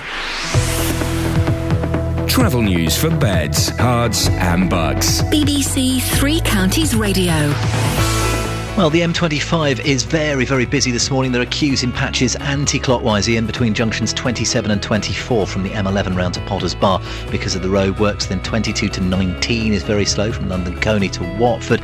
18 to 16 from Chorleywood to the M40. Clockwise a little bit slow through the roadworks. Junctions 22 to 23, the bit from London Coney towards South Mimms. Now, I mentioned earlier that the speed sensors were showing delays on the A6 around the Silsoe area. Now, Tracy's been on. She said that there's an accident there just north of the roundabout, so that's what's causing those delays on the A6 around Silsoe. A1, there is a southbound queue towards the Black Cat roundabout, that queuing back as far as the sort of Eaton Soak and St Neots area, and then the A1M coming down towards and past Stevenage, looking very slow this morning. The worst of it really between junctions 8 and 7, so between the two Stevenage turns. The speed sensors also picking up some delays on the A5 coming down towards Dunstable. There are delays in the Bletchley area, traffic looking very slow at the moment on the A421 on Standing Way. Russell Holding, BBC Three Counties Radio. Across beds, hearts and bugs. This is BBC Three Counties Radio.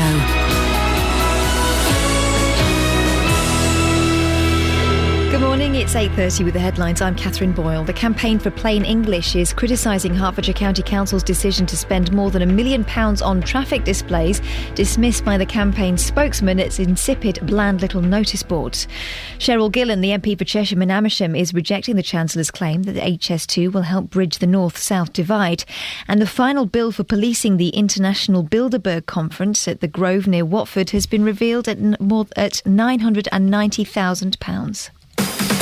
Three Counties Sports. BBC Three Counties Radio. Manchester United have signed Marouane Fellaini from Everton for a fee of £27.5 million. Elsewhere, German international Mesut Ozil has become Arsenal's record signing.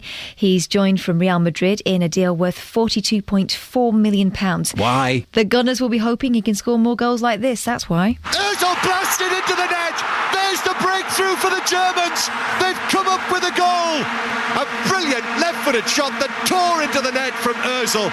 Carl Robinson set to make changes for tonight's Johnston's Paint Trophy clash against Northampton. David Martin and Stephen Gleeson will both be rested, but the MK Dons manager feels the side he's putting out will still be competitive. It's a local derby. It's the 500th game in the club's history, so it's a landmark. I've made changes that I feel, some in mind for Saturday, but some in mind that I think that they've done well enough to play in this first team. I've not picked a team and expected to lose. Wycombe Wanderers are also in the Johnston Paints Trophy tonight. The Chairboys are at Exeter, and their manager Gareth Ainsworth says he'll field a strong side. I want to win every game, so I'll be putting a team out against Exeter to win the game. If I have the luxury of being able to rotate or rest a couple, then the older ones might get a rest. But I'm sure, when I was playing, I remember playing 55, 60 games in one season, and I don't think it's too bad. It's too bad a thing. In the Cala Southern Premier Division last night, Hitchin drew 1-1 with St Albans. And finally in Formula 1, Milton Keynes Red Bull have confirmed the signing of Daniel Ricciardo as part of a multi-year agreement. He'll join Sebastian Vettel to complete their driver lineup for 2014. And that's your latest news and sport. I'll be back with more at 9 o'clock. What? This. Call 08459 455 555. BBC Three Counties Radio. Morning, this is Iain. I wasn't ready. That's what that little giggle was. I was busy elsewhere, shall we say. This is Iain Lee, BBC Three Counties Radio. We're talking dogs, we're talking signs, and we're talking Hertfordshire as a holiday destination. The reason we're talking signs is that Herts County Council has been given just over £1 million to put up new road signs. These are the kind of signs you can change the message on there. So they might tell you about roadworks or traffic or things like that, but generally they'll be saying slow down, don't drink and drive, don't text and drive, have you put product in your head, that kind of thing. Well, it's got me thinking. There are too many road signs, aren't there? Let's get rid of at least 50% of road signs. So I'm starting a campaign. I need people to join this campaign and back it. I need a name for the campaign as well. You got to be a campaign. You need a proper name. Ideally, an acronym. Is that right? Is that the right word? I always get that word. An acronym. Is it an acronym or an acronym? What is it, Producer Tara? You're dead posh. I reckon it's probably an acronym. I don't know. You've always got to put an extra. It wouldn't be an acronym. Well, it wouldn't be a. But I for a long time I thought it was. For a long time I thought it was an acronym. An acronym. So acronym. An acronym. No, hang on. Acronym. Oh no, look what you've done. With my melons. I went nowhere near your melons, madam. I went nowhere near your melons. An acronym. Oh, Dave's in Luton. Morning, Dave. Good morning, Ian. Yes. These signs that's going up on the road all over the country. Yes. More and more and more and more. If you're a careful driver... Yeah. And you're more interested in driving and safety for your passengers and safety for anyone else... Yes. These signs don't apply to you that's going up, majority of them. They apply to the lunatics that think of going along the road. Oh, they've got the control of their car. They know everything. And next thing is they're in an accident. Majority of signs are for lunatics. They're not for you. But if you look at them, yes, they're not for you. If a lunatic were to see a sign, they just go, "Oh!" Wouldn't they? And they've got you and your passengers in their in danger. So hang on a second. We've now got a scenario where me and my family have been kidnapped by a lunatic who's driving along at high speeds, ignoring road signs. How has this happened? Well, I don't understand you. No, let me get in. I would not let a lunatic take my car with me in it. I would say no. Well, how do you know he's a lunatic?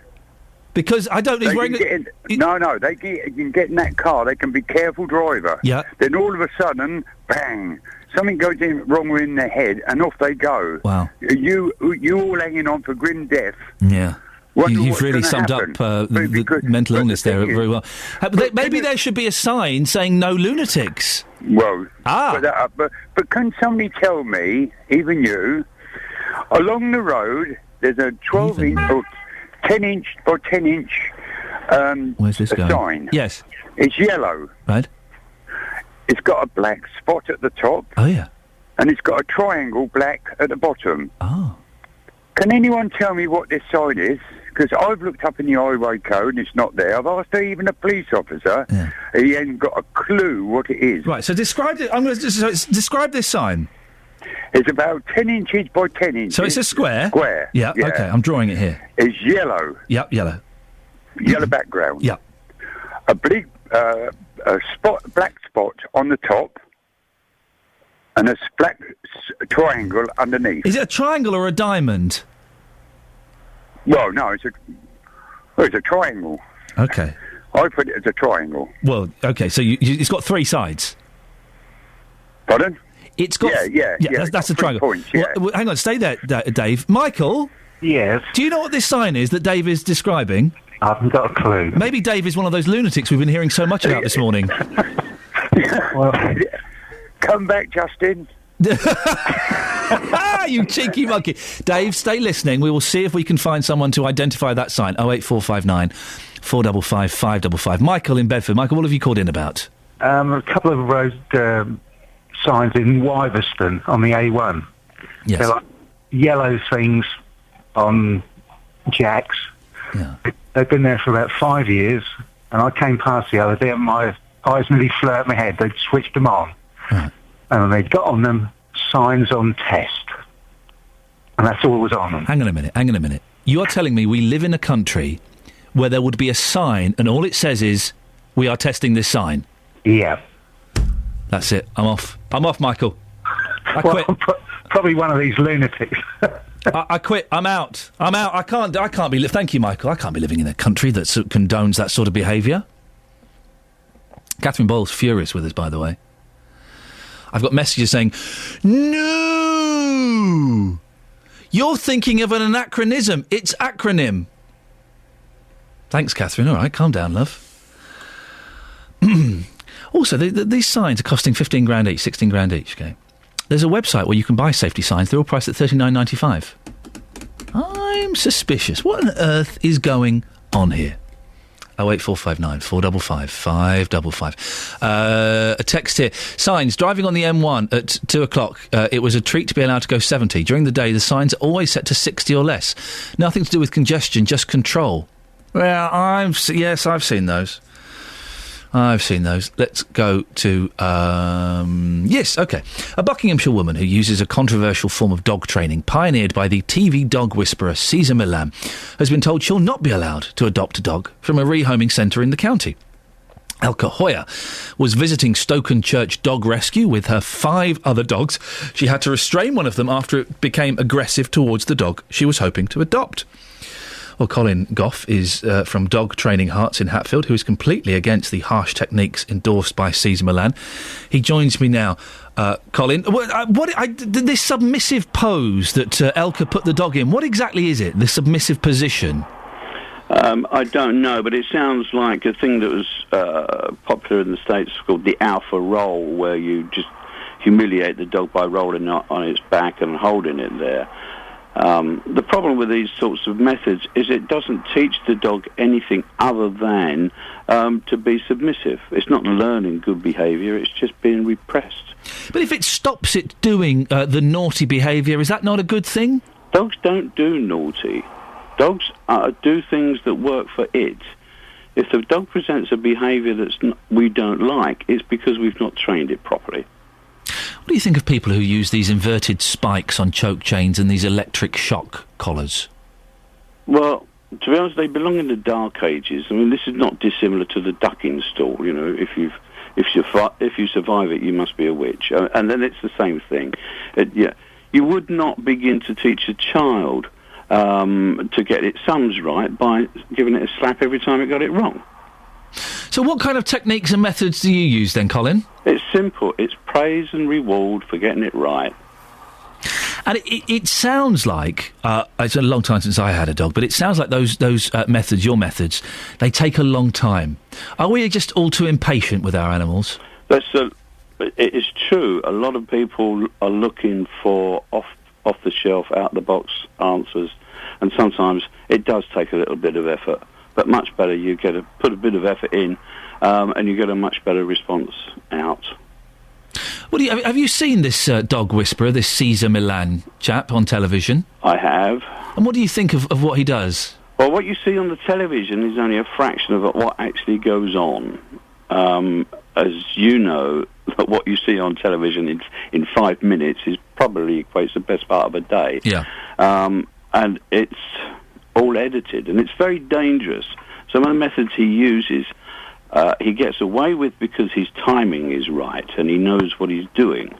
However, if somebody else was to do the same, they could end up with a nasty injury, or the dog end up with a nasty injury, and the whole thing going from bad to worse. Colin, thank you very much indeed. Colin Goff from Dog Training Hearts in Hatfield. We did contact the Stokenchurch Dog Rescue yesterday for an interview or a statement, but they didn't get back to us. I can't understand why anybody, an inverted spike on collars, on a choke chain, I'm going to try and Google it and see if I can find such a thing. Why would anybody think that was a decent thing to do? How could that not be cruel? Let's have a look. Inverted spike choke chain. That does sound ridiculously cruel. Oh my goodness. Oh my gosh, look at that. That is horrible. So there's a picture here of a choke chain that's got loads of spikes on it. I mean, they're not sharp spikes, although they could be sharp. Look, it looks like they've got covers on the spikes there. I wonder if they come off. Yes, they do come off. Look at that. Why would anybody? This is to be used on a pit bull, apparently. Oh, for goodness sakes. I tell you now, if you use one of those, there is something seriously wrong with you. You should have one of those put on you and see how you get on it. 08459 455 555. is the telephone number if you want to give me a call. On the subject of this campaign, and this is a genuine campaign, to get rid of 50% of road signs. There are too many. What do they call it? Street furniture, don't they? It's part of it. Too many road signs. Oh, it's ridiculous. Catherine in Bedford says she can't call in. She's at the dentist. All right, good luck with that. Good luck. Call your campaign gross. Get rid of signs. It was the best idea we've had so far. It's the only idea we've had so far. That's fine. You can come up with anything better. 08459 455 555. Don't forget as well, of course, if you want to get rid... We had a lot of stories recently that have come from you, the listener, not from my excellent team of broadcasters, journalists and general layabouts. Some of them have come from you. If you've got a story that you think we should be covering on this show or indeed this station, send me an email... Iain.lee, IAIN.LEE at bbc.co.uk, and we'll have a little look at it. And if it's any good, we'll feature it. If it's not right for this show, I'll send it on to Nick Coffer. He takes any old... I'm joking. I've had quite a few things that weren't appropriate for me, but actually fitted in Nick Coffer's show quite well. And... allowed him to... Well, no, it was kind of musical-based, and it allowed him to spend a bit more time with it than perhaps we could. So if you've got something, Iain.lee at bbc.co.uk. It can be a huge story, it can be something that affects your county, your town, or it can be a tiny thing that affects maybe just you. 08459 455 555. Graham, we'll come to you in a minute. It's 8:45 though. Let's get the travel news. Travel news for beds, cards and bugs. BBC Three Counties Radio. Well, various stretches of the M25 are still looking very slow this morning. In particular, there are delays from around junction 27, the M11, around to 25, the A10. There are delays from junction 22 to 19, so from London Coney to Watford, and then 18 to 16 from Chorleywood to the M40. Clockwise, it's a little bit slow going in through the roadworks. Junctions 22 to 23, so London Coney to South Mimms. A1, very slow south towards the Black Cat roundabout. Still queuing in patches around the Stevenage area. The delay is more around the Letchworth area, really. Junction 9 down towards 8 as you head towards Stevenage, then busy in patches from there down to Junction 7 at Stevenage. But that stretch does seem to have eased a little bit to how it was earlier on. There are delays on the A5 heading south towards Markyate, both directions through Dunstable looking busy, and then northbound up towards Hotcliffe looks very slow. Then Little Brick Hill up towards Milton Keynes, there's a section that looks very slow on the speed sensors. They're picking up some delays on the B653 at Wheat Hampstead. That's looking really busy at the moment, heading away towards the A1M. Along that stretch, we had a call from Tracy earlier who said the delays on the A6 at Silsoe were because of an accident just north of the roundabout there. And I can also see delays on the A414, Iain, just outside Hertford, heading towards Hertford, really queuing back to the A10 at Rush Green. Russell Holding, BBC Three Counties Radio. Thank you, Russell. It's coming up to 8:47. It's Tuesday, the 3rd of September. I'm Iain Lee, and these are your headlines on BBC Three Counties Radio. The Campaign for Plain English is criticising Hertfordshire County Council's decision to spend more than £1 million on traffic displays, dismissed by the campaign spokesman as insipid, bland little notice boards.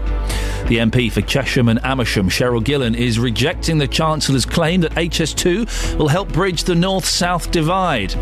And in sport, German international Mesut Ozil has become Arsenal's recording signing. He's joined for Real Madrid in a deal worth £42.4 million. Coming up, fancy a nice little break? Of course you do. How about in Hertfordshire? Of course you don't. Let's get the weather. Elizabeth Rizzini. Beds, Herts and Bucks weather. BBC Three Counties Radio. Hello, very good morning to you. What's wrong with Hertfordshire? Nothing's wrong with Hertfordshire, Elizabeth. I'm just saying, would you spend a week on holiday there? Yeah, maybe. Well, where? Nice place. No, it is. I'm not saying it's not a nice place. I'm just saying it's not a holiday destination for more than a long weekend. You know it's true. Well, I don't know. Do you want some weather for it anyway? Yes. I suppose we're contractually obliged to take it. So yes, away you go. All right, well, there will be a little bit of cloud around today, some fair weather cloud really through the afternoon, but for the most part, lots of sunny spells around, very pleasant in the sunshine. The wind's lighter than yesterday, and temperatures all the way up to 24 degrees, 75 in Fahrenheit. Overnight tonight, we do the whole thing all over again, staying dry, some clear skies for the most part, a little bit of patchy cloud and a few mist patches around as well. 11 or 12 degrees in the rural spots, I suppose, and then we're looking at 14 or 15 in the town. So it's a fairly mild night, but there will be quite a big difference between temperatures by day, temperatures by night. And then tomorrow we could get quite close to 27, 28 degrees and lots of sunshine around, a little bit in the way of high cloud rather than the cumulus cloud, and we're getting quite close to 30 degrees, I think, by Thursday. It'll all break down by Friday. That's the forecast. Thank you very much.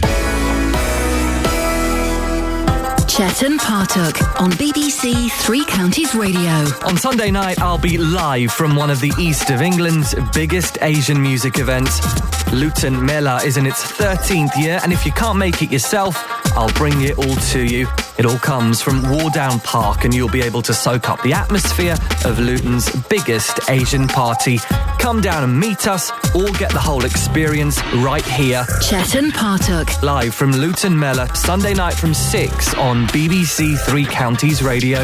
Now, this morning we've been talking about road signs. I'm starting a campaign to see a reduction in the number of so-called street furniture. We need a name for this campaign, please. Any suggestions? Do let me know. Well, earlier on, Dave called in to say he's seen a sign and he doesn't have a clue what it is. It's about 10 inches by 10 inches. So it's a square? Square. Yeah, OK, I'm drawing it here. It's yellow. Yep, yellow. Yellow background. Yep. A big black spot on the top and a black triangle underneath. Well, I'm surprised that Dave doesn't recognise us. Dave barely recognises his own face in the mirror most mornings. Well, Terry Durris, Cabinet Member for Highways and Transport and Herts County Council, has been... Terry, what are you doing coming back on? Well, I thought I'd come back and give you the answer about these orange signs with the black diamonds. Just as a public service, you understand. Look at you. You don't get any points for it, but I'm doing a little salute to you. What are they? Well, basically, what they are is a diversionary route, so that if, for example, part of the A1M is closed for roadworks or something like that, then a message can come up on these very excellent signs, but saying, please follow Diamond, and that will actually take you via the Diamond route to avoid the roadworks on a motorway, and that's basically what they are. And the reason that there are 2 or 3 different types is that they might send you in different direction depending on what sections of motorways or other major routes are actually closed. Well, good for you. Look, I'm glad you've come back on because there's 2 things I want to ask you. You know your signs... Yeah, I know, exactly. You know your signs are costing 15 grand? Yes, yes. We found a website that does them for 40 quid. Other signs are available, yes. I suppose you're going to say. Bear in mind that these signs actually do an awful lot more. They are linked to the ITC, the Integrated Traffic Control System, which your colleague Roberto Perona has been to. Yes. And that actually allows them to send out the signs. So it's very much a real-time information device. The other thing I have to say is, dear Malcolm Cowan at Welland Hatfield, he says he thinks they're an extravagance, but at the same time he also says he doesn't want to be without them, so you can't have it both ways. And this £1 million, when it was offered to you by the government, couldn't you have just said, do you know what, no, we'll pass on this, thanks but no thanks? I have to say I can't tell you, because that £1 million came up some time ago, and the plans for these the message signs were formulated, I think, probably about 3 years ago, before I was in post. OK. Terry, listen, thank you very much for coming back on. Terry Durris, Cabinet Member for Highways and Transport and Herts County Council. He's listening. He's listening and paying attention. Thank you, Terry. It's very much appreciated. Dave has called back on. Morning, Dave. Hi, Ian. Yeah. What's your problem now? No, you called me back to say, was I satisfied with the answer? Are you satisfied with the answer? No, because there's no signs to say, there's no indicator to say to you, as a driver, what they actually are. Are you really this dumb? Do I need look, listen here, pal. Listen here, pal. Yes, David, go on. Yeah. Do I need to tell you why you're being where's my mate Justin? He's on suspension. He's on holiday. Listen, I've got 4 mirrors in my house. Yeah. I do look into my mirror. Yeah. Dave, a handsome bloke. Yes. Excuse me, yeah, go on. Yes. Excuse me. Do you know why you're being really silly here? No, because the thing is, you go along the A6, they're on the A6. Yes. And they've got no thing indicating that it's what that man said. Okay, shall I tell you why it's just an ordinary sign. Go on. Yeah, shall I tell you why you're being silly? Right. You've missed the start of the diversion. That sign isn't for you. If you'd been where the diversion was, you would have seen the sign saying, follow the yellow squares with the black triangle on it. So you're coming halfway along the diversion. But you come on the radio today talking about signs. But you were doing a second, Sophie. Oh, thanks. Yeah, okay. Yeah. You're talking about signs. Yes. I just brought up about a sign. And I've told you what it means. Well, you haven't. That man's just told me. All right, we've told you what it means. Right, thank you very much. Bye-bye. Yeah, cheerio, bye. Unbelievable. I'm not quite sure what happened there. Yeah, you're on now. I've got no idea what happened there. Yeah. Who was that? I don't know. He's banned. Spain, Greece, Italy, all wonderful holiday destinations. But how about a nice, relaxing holiday? Can I tempt you, sir, with Tring or Harpenden or Welwyn Garden City? That's what I'm talking about. Yeah, that's what I'm talking about. There's a new Hatfield. Yes, there's a campaign to get Hertfordshire voted as the UK's top tourist destination. Well, we sent Sophie Solaria out to find someone who'd stay in the Costa del Hearts. Have you found anybody yet? That was hard. It was hard. I found quite a few no's on the way. Yep. Do you want to hear them first? Let's have a listen to the no's. I'm looking for people that would holiday in Hertfordshire this morning. Would you? No. No? No. Oh, gosh, it's really tough to find someone. Probably, yeah. I'd rather go abroad, to be honest, like to America or somewhere. Some really exciting times in Hertfordshire. They're spending millions on road signs. I don't drive. No, it's too much like Bedfordshire. Why would you want to go on holiday in your own town? We're having an Indian summer this year. It's going to be nice and warm. True, but I could say if that. Where would you go instead? Probably down the coast, to be honest with you. Down Dorset, maybe. Maybe Newquay. Bit of surfing. Not Hertford? Not Hertford, no. Would you holiday in Hertfordshire? Depends whereabouts. OK, Welwyn Garden City? No. Hatfield? No. Hertford? No. St Albans? No. Harpenden? No. So you wouldn't holiday in Hertfordshire? I swear like Essex counts as Hertfordshire, doesn't it? Essex doesn't really count as Hertfordshire. Would you holiday in Essex? In like a spa. Was that a real person? That was actually a real lady. Does Essex count as Hertfordshire? She did ask me that. I'd like a spa. So you didn't find anybody then who would holiday in Hertfordshire? No, I found one person. It took me 3 hours. Yeah, okay. Listen to my success. Go. Press play. I found it really difficult, actually, to find someone that would want to stay for a week or even 2 weeks in Hertfordshire. Are you the man that would do it? Yeah, I would. I'd gladly holiday in Hertfordshire. Whereabouts would you stay? I don't know. There's plenty of nice spots in the sticks around Hertfordshire. It would have to be somewhere in the countryside. I'm not all that fussed about the towns in Hertfordshire, but it's a lovely place. It's a shire after all, isn't it? It's a shire? Yeah. And you're not shire to tell me that you would stay? No, I'm not. Oh. How many days have we got you for this week, Soph? Another 2. Okay, raise your game a bit, all right? It was good up until the pun. It was all right. It was good. It was cracking, actually. Come on. No, it was good until the pun at the end. Why are you being so shire about giving me praise? You just said a random word in a sentence. Shy. Goodbye, Sophie. Bye. There we go. You see, that's you can't just say a word in a sentence and expect that to us to fill in the blanks. I'm not a fan of puns. I don't like puns. I find puns. People say sarcasm is the lowest form of wit. It's not. If it's done properly, very, very funny, and it's only cruel to one person, so that's fine. If only one person is getting hurt by a joke, that to me is pretty good odds. But puns, I don't buy puns. I find them a little bit lazy. Right, well, this ongoing campaign, it starts here. It starts here, dear listener, to get rid of at least 50% of the road signs in the country, in the county. Let's do it. We can do this. Derek in St Neots has emailed me. The best sign for me was on those digital information ones on the motorways. It read, "What's your speed?" OK, so we all look at our speedometers instead of concentrating on the road ahead. Crash, bang, wallop, motorway pile-up. I don't think that would necessarily happen. Jonathan's looking confused, not as confused as I'm feeling. Is this going out on the air? Hello? Anybody there? Anyone listening? It feels like one of those... You know when you have a dream where you dream your day's work, and it's like doing work, but it's not quite like doing work. Then you wake up, then you actually have to do work. This is what the Today Show has felt like. It's felt like one of those dreams where I dream I'm doing work. I'm going to wake up in a minute and do a proper show. Right, BBC Three Counties Radio, let's get the travel. Travel news for beds, cards and bugs. BBC Three Counties Radio.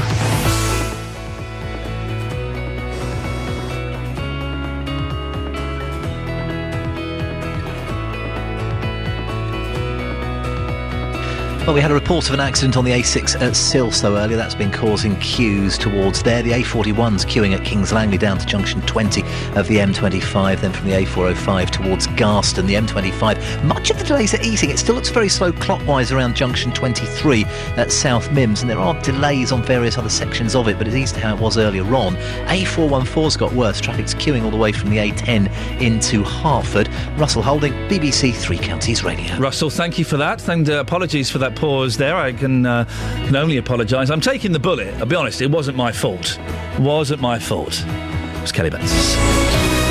Oh, was it producer Tara? You should use your prerogative to blame Kelly Betts. That's what I'm doing. That's it, that's your lot. Don't forget you can download the podcast, go to iTunes or the BBC Three Counties homepage and follow the links. JVS is up next from me till tomorrow. Ta-ta. Local and vocal across beds, hearts and bucks. This is BBC Three Counties Radio. Thank you, Iain. Good morning. Welcome to the JVS show. I'm Jonathan Vernon-Smith. It's Tuesday, and on today's Big Phone-In, would you like to see more cyclists on the road? Thousands of cyclists have descended on Parliament, demanding more investment